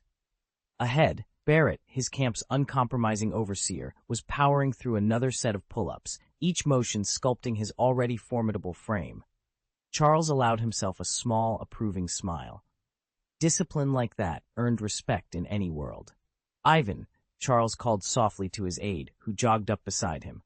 Together they paused, watching Barrett in silence for a moment before Charles cleared his throat. "Boss!" Barrett dropped from the bar with a controlled grunt. He wiped sweat from his brow and strode over. Ivan produced a slim, leather-bound ledger and handed it to him without a word. Barrett flipped it open, his gaze skimming the columns of figures. "How are our profits looking this month?" Barrett asked, his tone all business. Charles glanced at the page. "We're up 30%. Thanks to our loan shark contacts and a few savvy arms buyers, Rockefeller 1486 is selling faster than we can produce." Barrett nodded, eyebrows lifting in approval. "That's the best launch we've had yet. What's the next move?" "I'm finalizing a contract with an Eastern importer," Charles replied. "Once we seal that deal, we'll double production capacity by next quarter." Barrett handed the ledger back to Ivan. "Excellent. Let me know when it's signed." Charles slipped the ledger into his coat pocket. He turned back toward the training grounds, where Barrett resumed his workout. The air thrummed with the sound of steel hitting flesh. Somewhere in the distance, the jeering at Caesar had quieted. Charles offered one last glance over his shoulder. Let his son have his moment of confusion and youthful frustration, he thought. The day would come when Caesar Courant truly understood what a father's love, unyielding as stone, could accomplish in both business and life. Charles had barely closed the last arms deal when he realized that, in Quanlai's weapons trade, the real profits weren't in the guns themselves but in the ammunition. He strode into Ivan's office, excitement tempered by a practiced calm. "Boss," Charles began, "this month's foreign trade profit landed at million Baileys, and it's still climbing. Our firearms are flying off the shelves in every kingdom of the New World. Everyone's converted to our models. If we boost manufacturing, we could easily double our earnings." Ivan's eyes lit up. 300 million? Charles shook his head, frowning. "Not quite, but million is nothing to scoff at. We're practically giving away the guns themselves. Our real margins come from the ammo. The cost of materials and production for the firearms cuts our profits thin. And remember, we have to import all our raw materials. None of that would be possible without the Sea King's logistics network." Ivan stared at him, puzzled. The Sea King? Charles paused, surprised that Ivan had never heard of the man who controlled nearly all sea freight in these waters. "Exactly," he said. "Our supply chain depends on him." Ivan had already taken charge of all the cargo, but he still couldn't grasp why Charles was once again entangled with the king of sea transport. "Boss," Ivan said abruptly, fixing Charles with a steady look. "The Sea King has tried to arrange a meeting with you several times, but small issues kept getting in the way. Now that things have calmed down, he's eager for a proper sit-down." Charles fell silent, weighing the Sea King's sudden insistence. After 10 years at his side, Ivan knew exactly what his boss was thinking.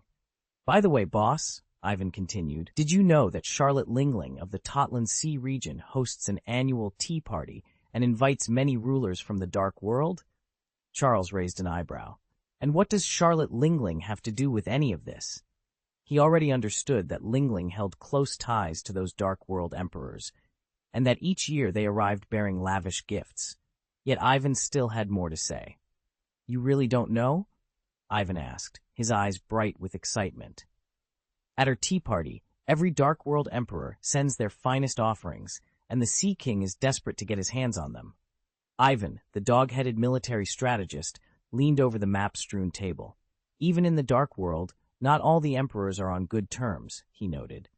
"Rivalries run deep. My guess is the Sea King wants to ally with you, boss, solidify his position against the other Dark Emperor's pressure." Charles had been gathering intelligence in that shadowy realm for over a year. He knew those courts were tangled with alliances and betrayals. Ivan's assessment rang true. Charles folded his arms and studied Ivan's face. "Sounds plausible," he said. "My schedule's open, so let him come here. This port is practically his home turf, and after everything, we're old acquaintances anyway." In fact, Charles and the Sea King had already crossed paths before his most recent voyage. The Sea King had once attempted to leverage Charles's influence, but Charles didn't object. Instead, they fashioned a mutually beneficial arrangement. The Sea King withdrew his overtures when Charles returned home, relinquishing the Chamberlain's seat back to him. It spared Charles a great deal of political maneuvering, though he hardly considered it trouble in the first place.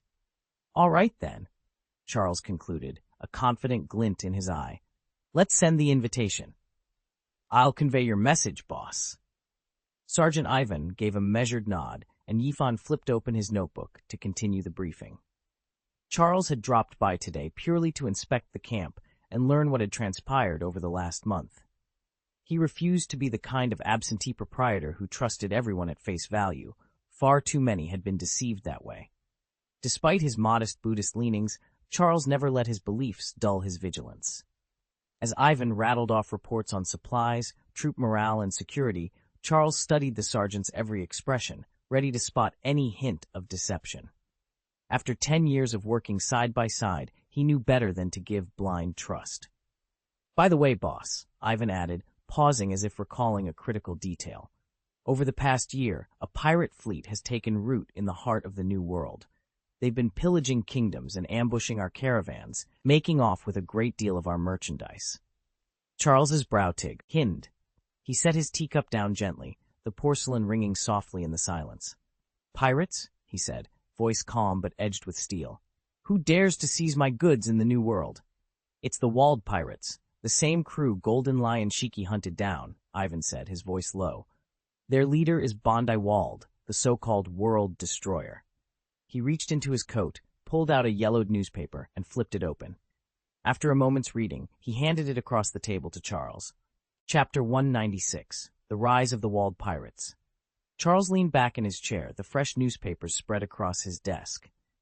Ivan, perched on the edge of a crate beside him, flipped through the pages with a frown. That man is utterly ruthless, Ivan said, voice low. After losing his leg to the Golden Lion Shiki, Bondi Walled slipped into the heart of the New World. The Sky Pirates barely noticed him, probably figured it was a diversion, but I'm convinced it was all part of his scheme to ambush them. Charles let the papers fall open in his lap. Every headline screamed Wald's atrocities. Entire cities burned to the ground, merchant convoys annihilated, innocent civilians slaughtered. The world government had labeled him public enemy number 1. Seeing Charles silent, Ivan pressed on. Wald lay dormant for nearly 2 weeks, then struck without warning. He's already toppled one kingdom after another, many of them world government allies. If it weren't for the Navy's 1st Division pushing into the New World, I'd bet he'd be rotting in a brig by now. Word is Admiral Zifa has also dispatched a covert force into those waters. At the mention of Admiral Zifa, Charles's expression sharpened. He sat forward, eyes narrowing as he absorbed every detail. The New World was stirring, and so, apparently, were the ambitions of Bondi Walled. Charles's eyes lit up. He'd been hearing a lot about Zepha, and the more he listened, the more intrigued he became, far more than by the notorious Bondi Walled. You're saying Zepha's heading into the New World? He must have guts. Ivan, standing beside him, grinned. Boss, you won't believe him until you see him. Zepha's an admiral in the Navy, yet he almost never kills pirates.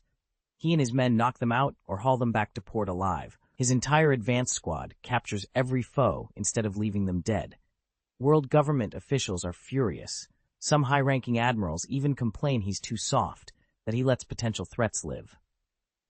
Charles frowned, recalling rumors he'd heard about Zifa's past.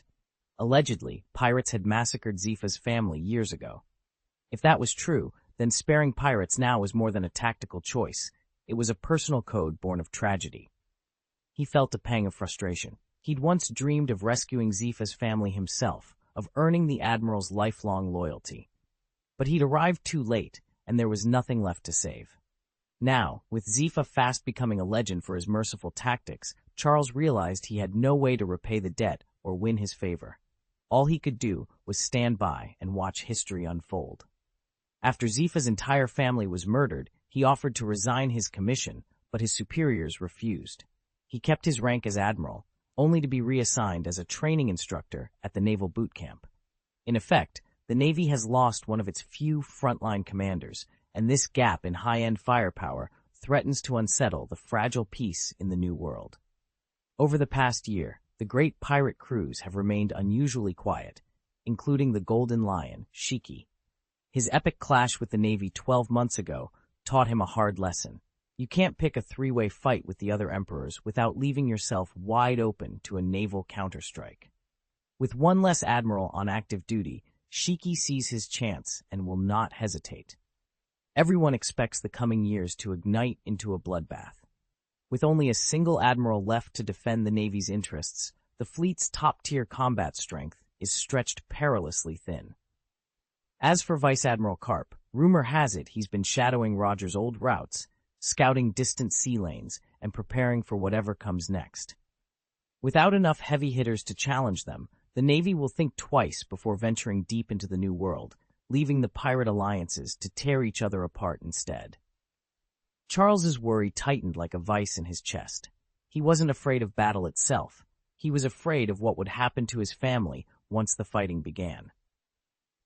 He remembered Whitebeard Edward Newgate from a year ago. That Jiang, T of a pirate, had lost nearly his entire crew, leaving only a handful of survivors to be picked off by the Navy.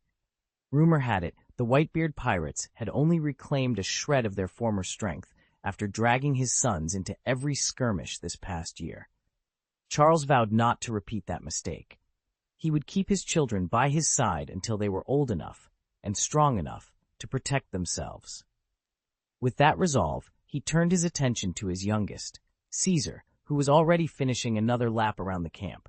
"Keep running, one more time," Charles called out. Caesar, sweat beading on his brow, slowed to catch his breath.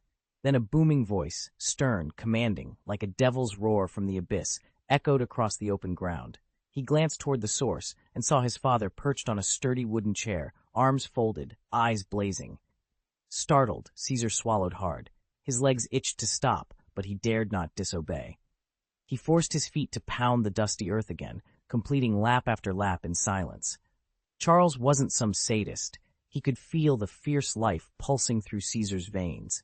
Yes, the run was punishing. He wanted it to be, but it would not break his son. Push until your body trembles, he believed, but never so far that you shatter. That was the lesson he was determined to teach. Charles was different from his elder brothers. While they frittered away their time in idle diversions, he rose before dawn to drill with his practiced sword on the beach.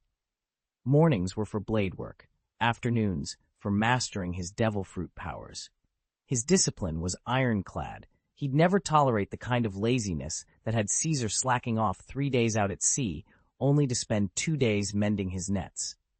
When Ivan burst into the study with urgent news, Charles sat up. "What was that you just called them?" he asked. Ivan straightened. "World Breaker Bundy Wald and the unkillable General Zephyr." Charles's brow rose. "Go on," he prompted. Ivan hesitated, choosing his words. "The Wald pirates have grown incredibly bold. After sacking several coastal kingdoms, they looted enough treasure to expand their fleet in the New World. They now command 7 ships and over 400 cutthroats lying in wait on trade routes. They've even started ambushing shipments from the Rockefeller pirates. We've sent out Carter's best officers to scout them, but each time they drew near, the Wald force broke off. They've shown no interest in an open fight yet." Charles leaned forward, eyes gleaming. "So they're building strength in the shadows. We'll need to strike before they decide to declare war on all of us." He stood, sheathing his blade. "Prepare the maps. I want every known Wald patrol route marked. If they won't face us directly, we'll force them to." Charles leaned back in his chair and studied the report once more. "Every time Carter's squadron sails out, the Wald pirates vanish before we can even engage them. They're avoiding a direct confrontation, for now." Ivan, standing by the window, folded his arms. "That's no accident. In just 1 year, Bundy Wald has amassed a sizable flotilla, dozens of swift schooners, with more rumored to be fitting out. They've been probing our patrol routes, scouting for weaknesses. This isn't random pillaging. It's strategic preparation for a major strike." Charles set the newspaper aside. He'd long suspected Wald of shadowing his every move, testing the defenses of this port. The pirate lord was clearly eyeing this harbor, waiting for the perfect moment to strike. Charles would not give him that chance. Ivan waited silently for orders, his expression resolute. "Very well," Charles said, standing. "Raise extra lookouts along the shoreline. Dispatch 2 brigs under Carter's command to patrol the eastern channel. If Wald's fleet ventures near, I want word immediately. That pirate must be eliminated before he can bring disaster to our shores." Ivan inclined his head. "Yes, Captain. I'll see to it at once." As Ivan turned to leave, Charles fixed him with a steady gaze. The liquor of determination in his eyes left no doubt. Bundy Wald was already doomed in Charles's plans. This time, the wolf would find the trap set, and the hunter would claim victory. Whether or not he'd actually used Charles's plan, he was already on Charles's blacklist simply for stealing his goods. Charles intended to make an example of him. Let everyone see what happens when you cross him. After all, Charles protected his own just as fiercely as the legendary Whitebeard protected his. Even though Whitebeard had suffered devastating losses in last year's war, his warning still rang out across the seas. Don't mess with him. Don't mess with his family. Chapter 197.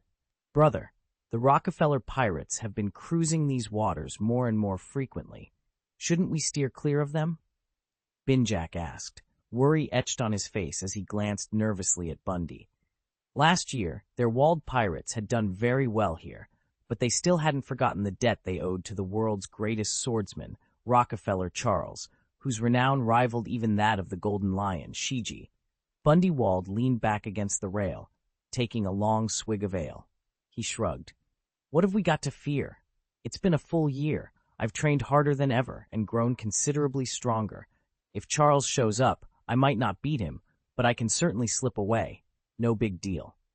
He laughed lightly and ran his fingertip along the jagged scar over his left eye. If that blow had sliced just a millimeter deeper, he would have lost his vision. He'd carried that wound and his oath of revenge ever since. Someday, he vowed, he would face the Golden Lion Shiji again and settle the score once and for all. Bundy Wald never forgot the sting of that blade. He still wore his ox-horn hat, with one horn deliberately shattered, so that every time he glanced at it, he'd remember the taste of his defeat and renew his vow of vengeance. Even now, that humiliation haunted him in his dreams. He'd almost reached the deck when a mocking laugh thundered overhead, instantly followed by a dozen ruthless strikes. Without ever seeing his attacker's face, the Wald pirates were cut down in an instant. Their captain, bleeding and bewildered, had no choice but to order a panicked retreat. The shame of that day was burned into Bundy's memory for life. When Bundy returned to his ship, his younger brother Binjak hurried forward, concern etched on his face. He'd long known Bundy's stubborn pride and sensed that nothing, least of all common sense, would draw him away from confronting the Rockefeller pirates. Binjak said little, but in his heart he prayed fervently they'd avoid that clash. His prayers, however, went unanswered. Meanwhile, across the sea, Charles, undisputed lord of this sector, had already taken note of the Wald pirates' movements. Keep close watch on Bundy Wald, he had commanded his officers. The next morning, the lookout burst into the wardroom, grinning. Hey! You won't believe it, sir. The Wald pirates have shown up off Kamai Island. Looks like they're gunning for us. Charles skimmed the report, lips curling into a cold smile. Excellent, he said, rising from his chair. Captain! The afternoon sun slanted across the deck as Wolfe climbed the companionway and came to a halt before Charles. His broad shoulders were tense. His hand hovered near the hilt of his cutlass. Captain, do you want me to take him out? Wolfe asked, voice low. Charles turned away from the rail, his dark eyes meeting Wolfe's. He studied the man for a moment, then folded his arms. If you can kill Bundy Wald, he said evenly, I'll promote you to first mate of the Rockefeller pirates. Wolfe stiffened. He would have expected a straightforward refusal or a curt order, but Charles only added with a faint smile, Bundy Wald slipped out of the Golden Lion prison under our noses. That alone proves he's not to be underestimated. I'll handle him myself. Wolfe understood at once. He gave a respectful nod and stepped back without another word. Charles watched him go, but a far heavier concern weighed on his mind. Below decks, in the ship's infirmary, Jillian, his partner of more than a decade, was nearing the end of her pregnancy. With only 2 weeks to go until her due date, Charles had little appetite for intrigue or danger. A few days later, Charles stood just outside the infirmary door, pacing the polished wood floor. The muffled cries from within had grown more insistent. At last, a single triumphant wail rang out. It's a boy, the nurse announced, pulling the door open. Charles hurried inside. Jillian lay on a narrow cot, exhaustion and relief softening her features. Between them, swaddled in a simple blanket, their newborn's sigh let out another sharp cry. Charles knelt and gently brushed the baby's brow. He looked up at Jillian, breathless. 11, he whispered, a proud smile spreading across his face. I've already chosen his name. Charles smiled as he cradled the newborn in his arms and announced, from now on, he shall be called Rockefeller Trunks. He glanced down at Jillian, pale but radiant, lying on the bed beside him. It's up to you, my love, he teased. Trunks is a fine name, don't you think? Jillian returned his smile with all the warmth of a proud mother, her eyes softening as she studied the tiny face of her second child. Charles gently bounced the baby, marveling at the peaceful hush that had settled over the room. In the years that followed, the Rockefeller household continued to welcome new life. Before long, 2 more sons arrived, bringing the family tally ever higher. Charles, ever the doting father, christened their 8th son Rockefeller Kakarot and their 9th, Rockefeller Gabetta. Alongside little Trunks, the 3 boys completed the new generation of Rockefellers. By the year 1487, the family's ranks had swelled from 10 to 13 members. Ever since the fateful battle of the Valley of the Gods, it seemed as though 3 infants were born into the household each year, each child a living testament to the family's enduring strength and growing legacy. Charles had spent more than 10 years weaving alliances and amassing strength for the Rockefeller family, convinced that they would soon rise to dominate these waters. But on a cold February morning in the lunar year 1488, a single dispatch shattered every expectation. News had just swept through the maritime world. Pirates had slaughtered Admiral Sebastian Zifa's entire family. In the New World, Admiral Zifa stood on the quarterdeck of his flagship, the broadside of the vessel rattling beneath him.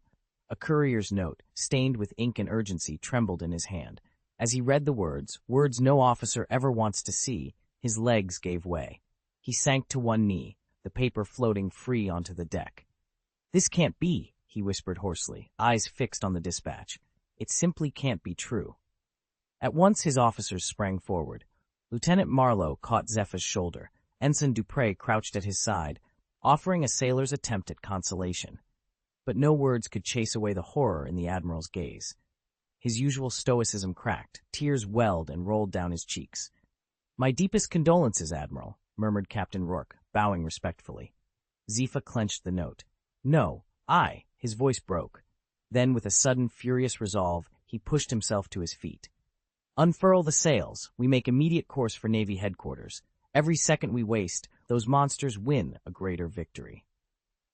A hush fell over the deck. The crew exchanged glances, then fell into line as one, following their grieving commander.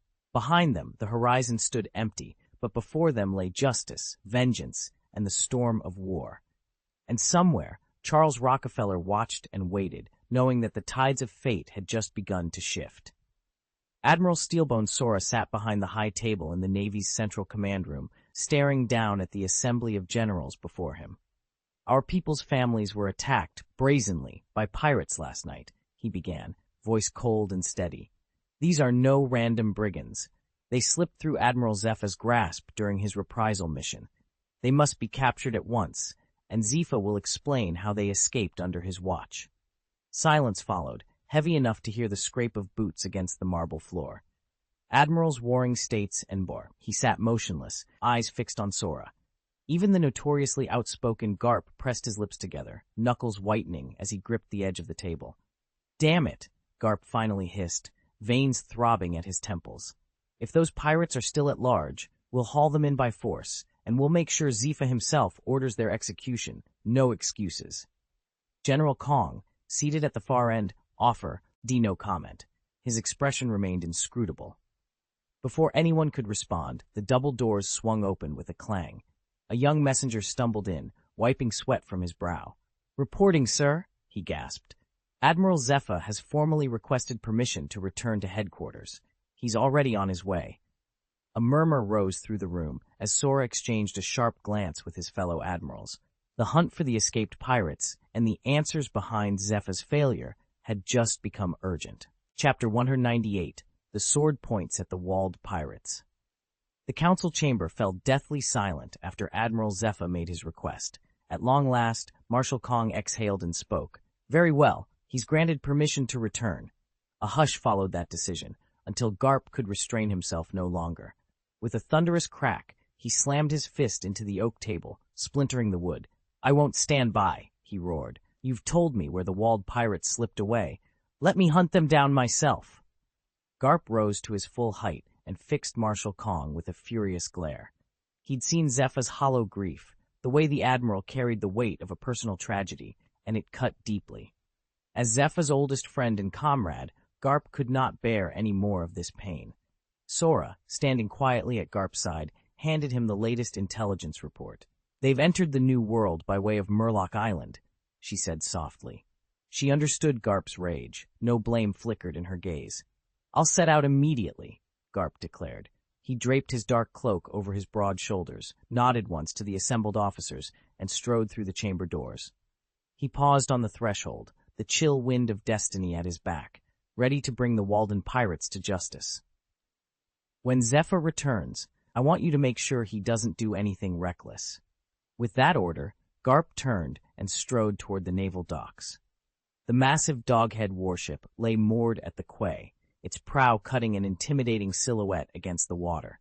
Marshal Kong, General Warring States, and Chief of Staff Crane all bowed their heads, each lost in their own grim thoughts. None of them spoke. Everyone understood how dangerous this moment was. News of Zifa's family being slaughtered had already spread like wildfire. Across the New World, the great pirate crews watched closely, sizing up the Navy's reaction. Far above the waves, on his floating island stronghold, Golden Lion Skeet threw back his head and laughed, the sound booming across the sky. His golden mane caught the sunlight as he called out, "Ha! Admiralty, let's see what you'll do now to stop me." For 2 long years, Skeet's flying pirates had been hauntingly still. Rumors said the Golden Lion was wounded, convalescing somewhere on that island. In truth, Skeet nursed no physical scars. He had simply held back, knowing that the Navy's 2 top marshals had eyes everywhere. Any hasty move would draw them out, and his fleet couldn't afford to be tied up in a drawn-out cat-and-mouse game. So he'd stayed silent, biding his time, waiting until the moment was perfect, and the odds were entirely in his favor. Shiki sat forward as the newest dispatch was read aloud. A grim realization dawned on him, and even the boisterous laughter of the Golden Lion died on his lips. At his side, Edward Newgate, known to all as Whitebeard, studied the report in silent fury. Having already endured the loss of his own family, Newgate was sickened by any pirate bold enough to target another man's loved ones. "Find out exactly which crew committed this atrocity," Whitebeard ordered, his voice cold as steel. "If they dare set foot in our territory, cut them down and send what remains to the nearest marine base." One by one, the assembled Whitebeard pirates knelt and roared back in unison, "Aye, Captain!" They hated this brand of villainy as much as he did. A short distance away, Charles stared at the newspaper in his hands. Damn, there it was again, right across the front page. He let out a soft sigh as memories of Master Zifa washed over him. Zifa had lost his wife and children in middle age, watched his disciples fall in his old years, and in the end was murdered by those very students he had trained. A life marked by one tragedy after another, a fate Charles could scarcely bear to revisit. Charles felt utterly powerless. He couldn't even begin to plan for the looming showdown between the 2 factions, let alone know what he truly wanted to accomplish. His history with Zifa still weighed heavily on him. Back when Charles was just a wandering swordsman in this new world, Zifa had hunted him relentlessly, chasing him from one end of the land to the other. Their duel had spanned more than a year, until at last Charles sensed a sudden surge in his strength. In a single display of raw power, he shattered 4 mountain peaks in succession. Confident at last, he challenged Zifa to a final confrontation. That titanic battle raged for 3 days and 3 nights, arguably the most thrilling fight of Charles's youth. They fought until both combatants collapsed from exhaustion, and it was that very clash that cemented Charles's reputation across the realm. Whenever he recalled those furious days, he could still feel the fierce vitality he once possessed. But time had tempered him. In his 30s now, Charles felt his ambitions growing more subdued, his old fire dimming. He no longer found the same drive he'd had before turning 20. "I need a fight to light a fire under me again," he admitted to himself. Clenching his fists, Charles savored the familiar surge of power that came with them. He longed for a worthy opponent. The Red Earl still owed him a duel, but weeks had passed with no word. It seemed Charles would have to search harder if he hoped to reignite the spark of his youth and prepare for the battles yet to come. Charles had been tracking a remarkably elusive quarry. Whitebeard? Too formidable, and likely to draw Navy attention. The Golden Lion? Just as dangerous. What about Roger? Rumor whispered that Roger had taken up residence in the South China Sea, though why remained a mystery. Some said Portgas de Lujo was obsessed with finding him. Charles didn't know, and frankly didn't care, but he did recall that, according to the Haiyuan calendar, Roger had been hunting for Ralph Drew around the year 1495. Back then, Kazuki Oden still sailed aboard Roger's ship, and their adventure was only just beginning. "Looks like there's nobody left worth challenging," Charles muttered. "Fine. We'll deal with the nuisance on our own doorstep first." Scanning the nearby waters, he found no worthy targets. Only the raucous walled pirates, whose raids around Kama Island had grown more brazen by the day. Their captain, Bundy Wald, had once kept his distance, wary of Charles's reputation for vengeance. But as weeks passed without a single skirmish, Bundy's caution turned to arrogance. Now he glided his ship perilously close to Kama Island's shores, daring Charles to make a move. No more tests, Charles vowed, setting his course toward the Walled pirates. It was time to remind Bundy exactly why it was unwise to tempt a hunter. Charles had no desire to concern himself with Bundy Wald's antics. He was quite willing to let him prance about unchecked. But Charles's Rockefeller pirate cadres weren't so patient. Without waiting for orders, Barrett led a small detachment to flank Bundy's landing party, tightening an unspoken noose around him. Startled, Bundy assumed Charles had authorized a full-scale attack. Before the trap could snap shut, he and his Walled pirates broke ranks and raced back to their ships. The Rockefeller cadres boiled with frustration until they realized Charles never intended to pursue. Emboldened, Bundy's men then sailed to a nearby island and hoisted their banner, so brazenly that it waved at the gates of Charles's own manor. Rumors of Charles's weakness rippled through the New World's pirate crews. None dared to confront him openly, but the whispers stung all the same. Even a captain of Charles's patience can only endure so much. That evening, he strode into the harbor camp and summoned Captain Carter. "Get me a swift cutter," he said. "We'll hunt down the Walled pirates at once. I want them dealt with tonight." Carter's eyes gleamed. He'd long chafed under Bundy's provocations. If not for Charles's restraint, he would have struck back himself weeks ago. He saluted crisply. "At once, sir. By the way." Charles caught Carter's eye and said, "One more thing. Watch for the pirate crew who massacred Zepha's family. If they ever set foot in our waters, take them out on sight and send what's left to the nearest naval station." Chapter 199, Galaxy Shock. The morning air at Navy Headquarters Port was tense and reverent. Admirals Steelbone Kong and Buddha Warring States stood at the forefront, flanked by Chief of Naval Staff Crane and several senior generals. One by one, other officers still on duty at headquarters arrived and fell into formation behind the high rankers. Together they stared out to sea with solemn expressions, awaiting the return of a single ship. On the horizon, the vessel emerged and began its steady approach.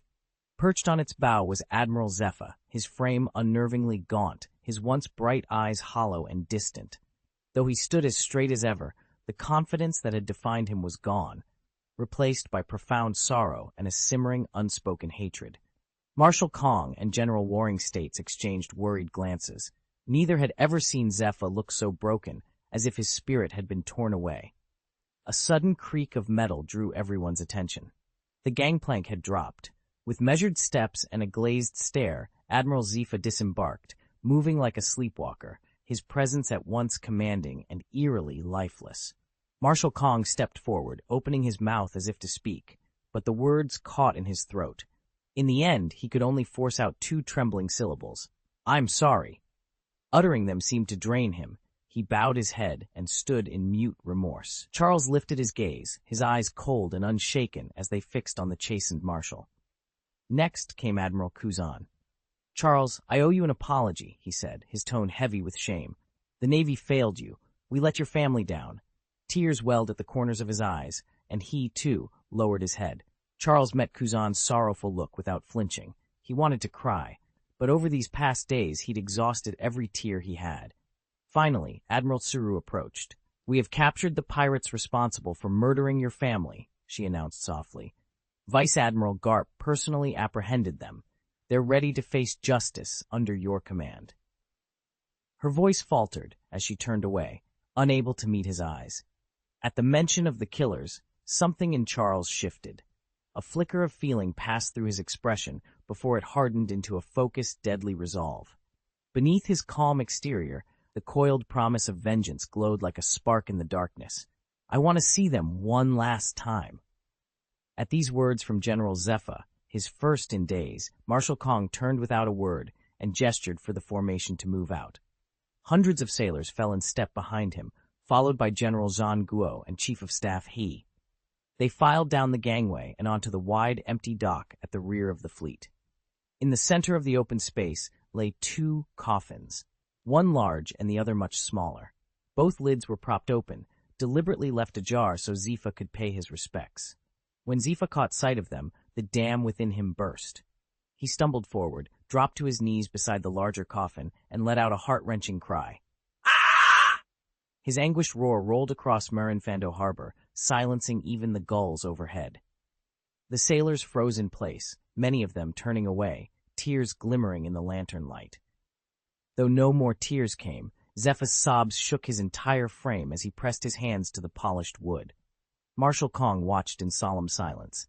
At his side, Sora exhaled a soft sigh.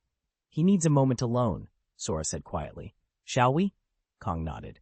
Sora raised his hand and the troops parted to let the officers pass. The two generals stepped back, leaving Zepha alone with his grief and the two silent coffins. For a long time, only the sound of his ragged breathing filled the harbor.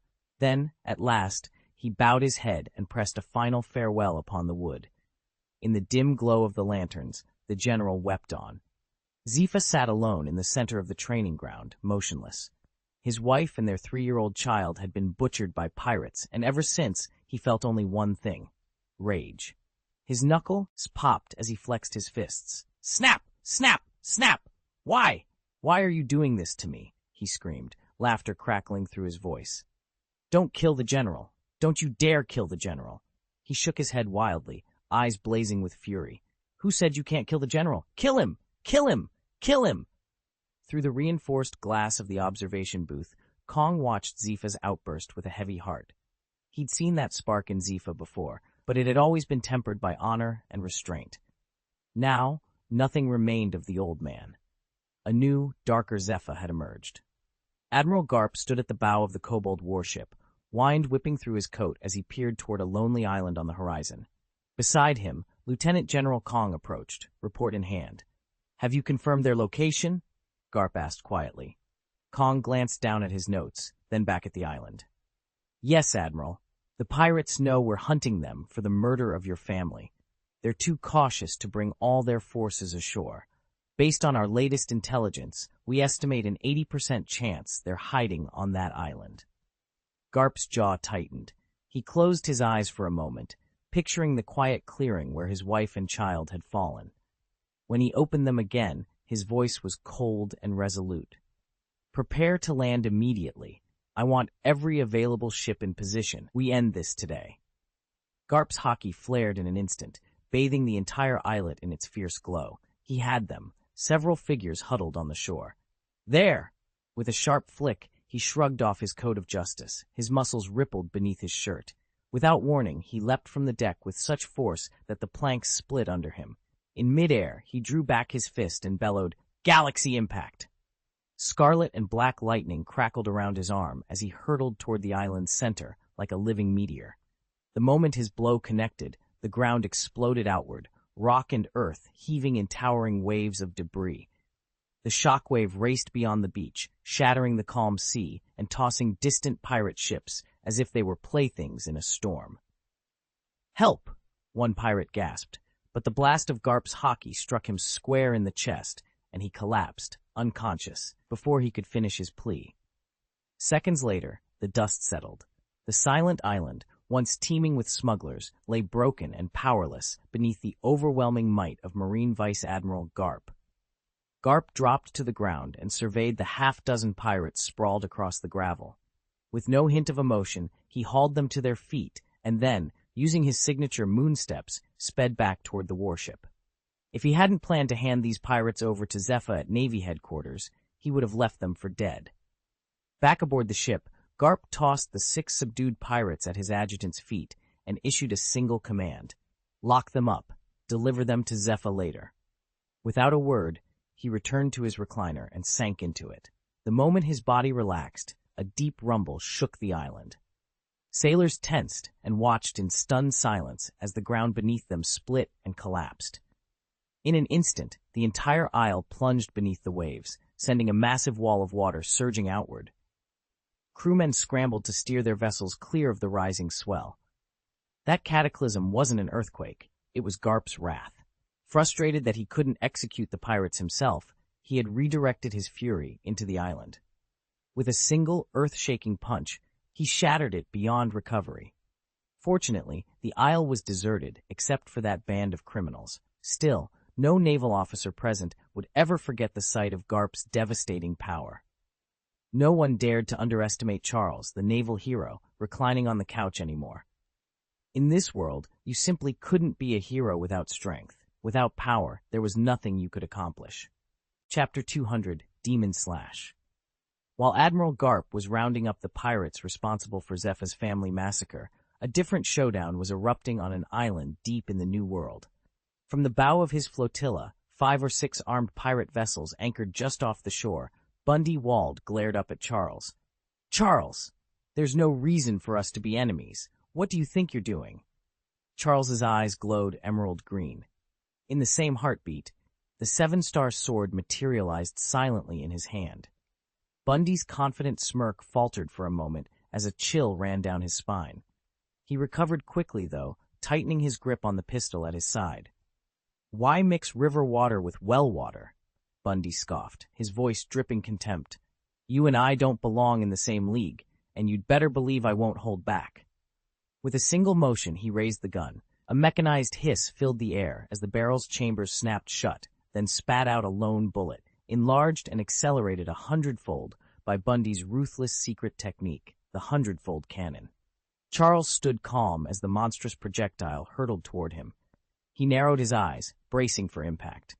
Charles hefted his 7-star sword and unleashed a sweeping slash at the speeding bullet. A vivid green arc, stretching nearly 15 meters, ripped through the air. Clang! Sparks scattered as blade met metal, then a thunderous blast shook the clearing. The bullet shattered under Charles's strike, but the explosion jerked his arm, sending the sword off its intended path. Steadying himself, Charles met Bundy Wald's gaze with a faint, approving nod. "Well done," he said coolly. "You actually caught one of my slashes." Bundy's heart pounded. In this world of swordmasters and sorcery, no one, no matter how skilled, had ever held off a great swordsman for more than 2 blows. Yet he had just deflected Charles's ordinary strike using his most powerful unarmed technique. Pride warred with fear in his chest. "Damn it," Bundy snarled, though his bravado trembled. He remembered 2 years ago, standing before the Golden Lion, cut down by a dozen slashes without even seeing his opponent's face, and fleeing in shame. He'd trained relentlessly since then, only to discover he was still outmatched. Charles watched, unflinching, as Bundy Wald snapped back into focus. The self-proclaimed world destroyer bellowed and sprinted toward the fortress looming on the harbor's edge. In an instant, his form blurred, an inferno of motion worthy of the Navy Sixth's fiercest commanders. Yet despite the speed, Bundy could not escape Charles's imposing aura. Charles tracked every step, every surge of power. When Bundy reached the fortress walls, Charles instantly grasped his opponent's plan. Still, he didn't move. After all the voyages and battles he'd endured, Charles wasn't about to spoil the fun with a premature strike. He understood now why history's mightiest sometimes hesitated before attacking the weak, just as Kaido once did for Luffy. Invincibility breeds loneliness, and in that moment, Charles felt a strange solidarity with the Emperor of the Seas. "Momo 100-fold cannon!" Bundy roared, voice crackling like thunder. Caught in his reverie, Charles barely registered the command before Bundy unleashed his mightiest blast. The instant the shell left its muzzle, it expanded to 100 times its normal size and hurtled forward at 100 times the speed. Black energy curled across the cannonball's surface, a clear sign this was the enemy's most devastating strike yet. Charles' eyes narrowed as the missile, wreathed in darkness, bore down on him. In that instant, his 7-star sword flared to life, crackling with green and red lightning. "Demon Slash!" he shouted. A radiant emerald crescent of energy leapt from his blade, arcing through the air in a maddeningly unpredictable curve. It struck the cannonball with a thunderous impact. This was Charles's newest technique. Unlike his earlier, straight-line slashes, impressive but easy for a quick opponent to dodge, Dem on slash veered wildly once released, its next movement impossible to predict. He'd conceived the idea after an afternoon playing boomerang in the garden with his younger siblings. Now, at last, he'd unveiled the move in combat. Bang! Charles's arc slash cleaved through Bundy Wald's cannonball as effortlessly as slicing melon, the curved blade of energy hurtling straight toward him. Bondi's eyes widened, but he was swift to react. With a sharp motion, he drew the sickle from his belt and wreathed it in a crackling battle aura. "Momo slash, 100 cuts!" Charles shouted, forcing his slash to redouble its speed. Bondi spun his sickle in rapid, arcing strikes, trying to intercept the glowing curve, but the crescent seemed almost alive. It danced away from each blow and pressed its assault upon him. In a heartbeat, the green arc veered and bit into Bondi's cheek. A thunderous explosion shook the clearing. When the smoke cleared, Bondi coughed, blood flecking his lips. He staggered forward, bracing himself with one hand on the hilt of his sickle, its aura still flaring defiantly. Across his chest ran a fresh, bleeding wound, proof that Charles's relentless slash had found its mark. Blood stained the corner of Charles's mouth. Before him, the fortress lay in ruins, dust clinging to his torn clothes. Bondi Wald wiped blood from his lip and chuckled. "Not bad! Not bad! You actually countered my moves. But I still have one more trick. Let's see if you can stop this." Charles met Bondi's uneasy glare with a half-smile. He lifted his 7-star sword. Veins of green and red lightning snaked up its blade until the swirl of energy turned a deep, commanding black. Bondi's eyes widened. His instincts screamed, "You can't withstand this. You have to run. Momo technique. 100-fold acceleration." Bondi barked, and in a heartbeat he was a blur, streaking away from the battlefield. A contemptuous grin curved Charles's mouth. "Demon sword, Badian!"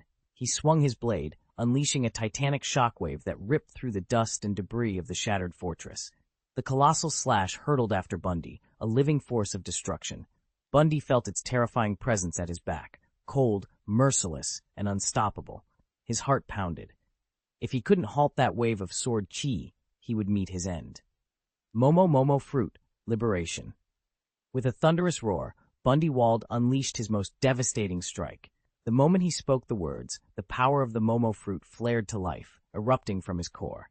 His chest heaved as raw energy surged through him, inflating his muscles until they bulged with unrelenting strength.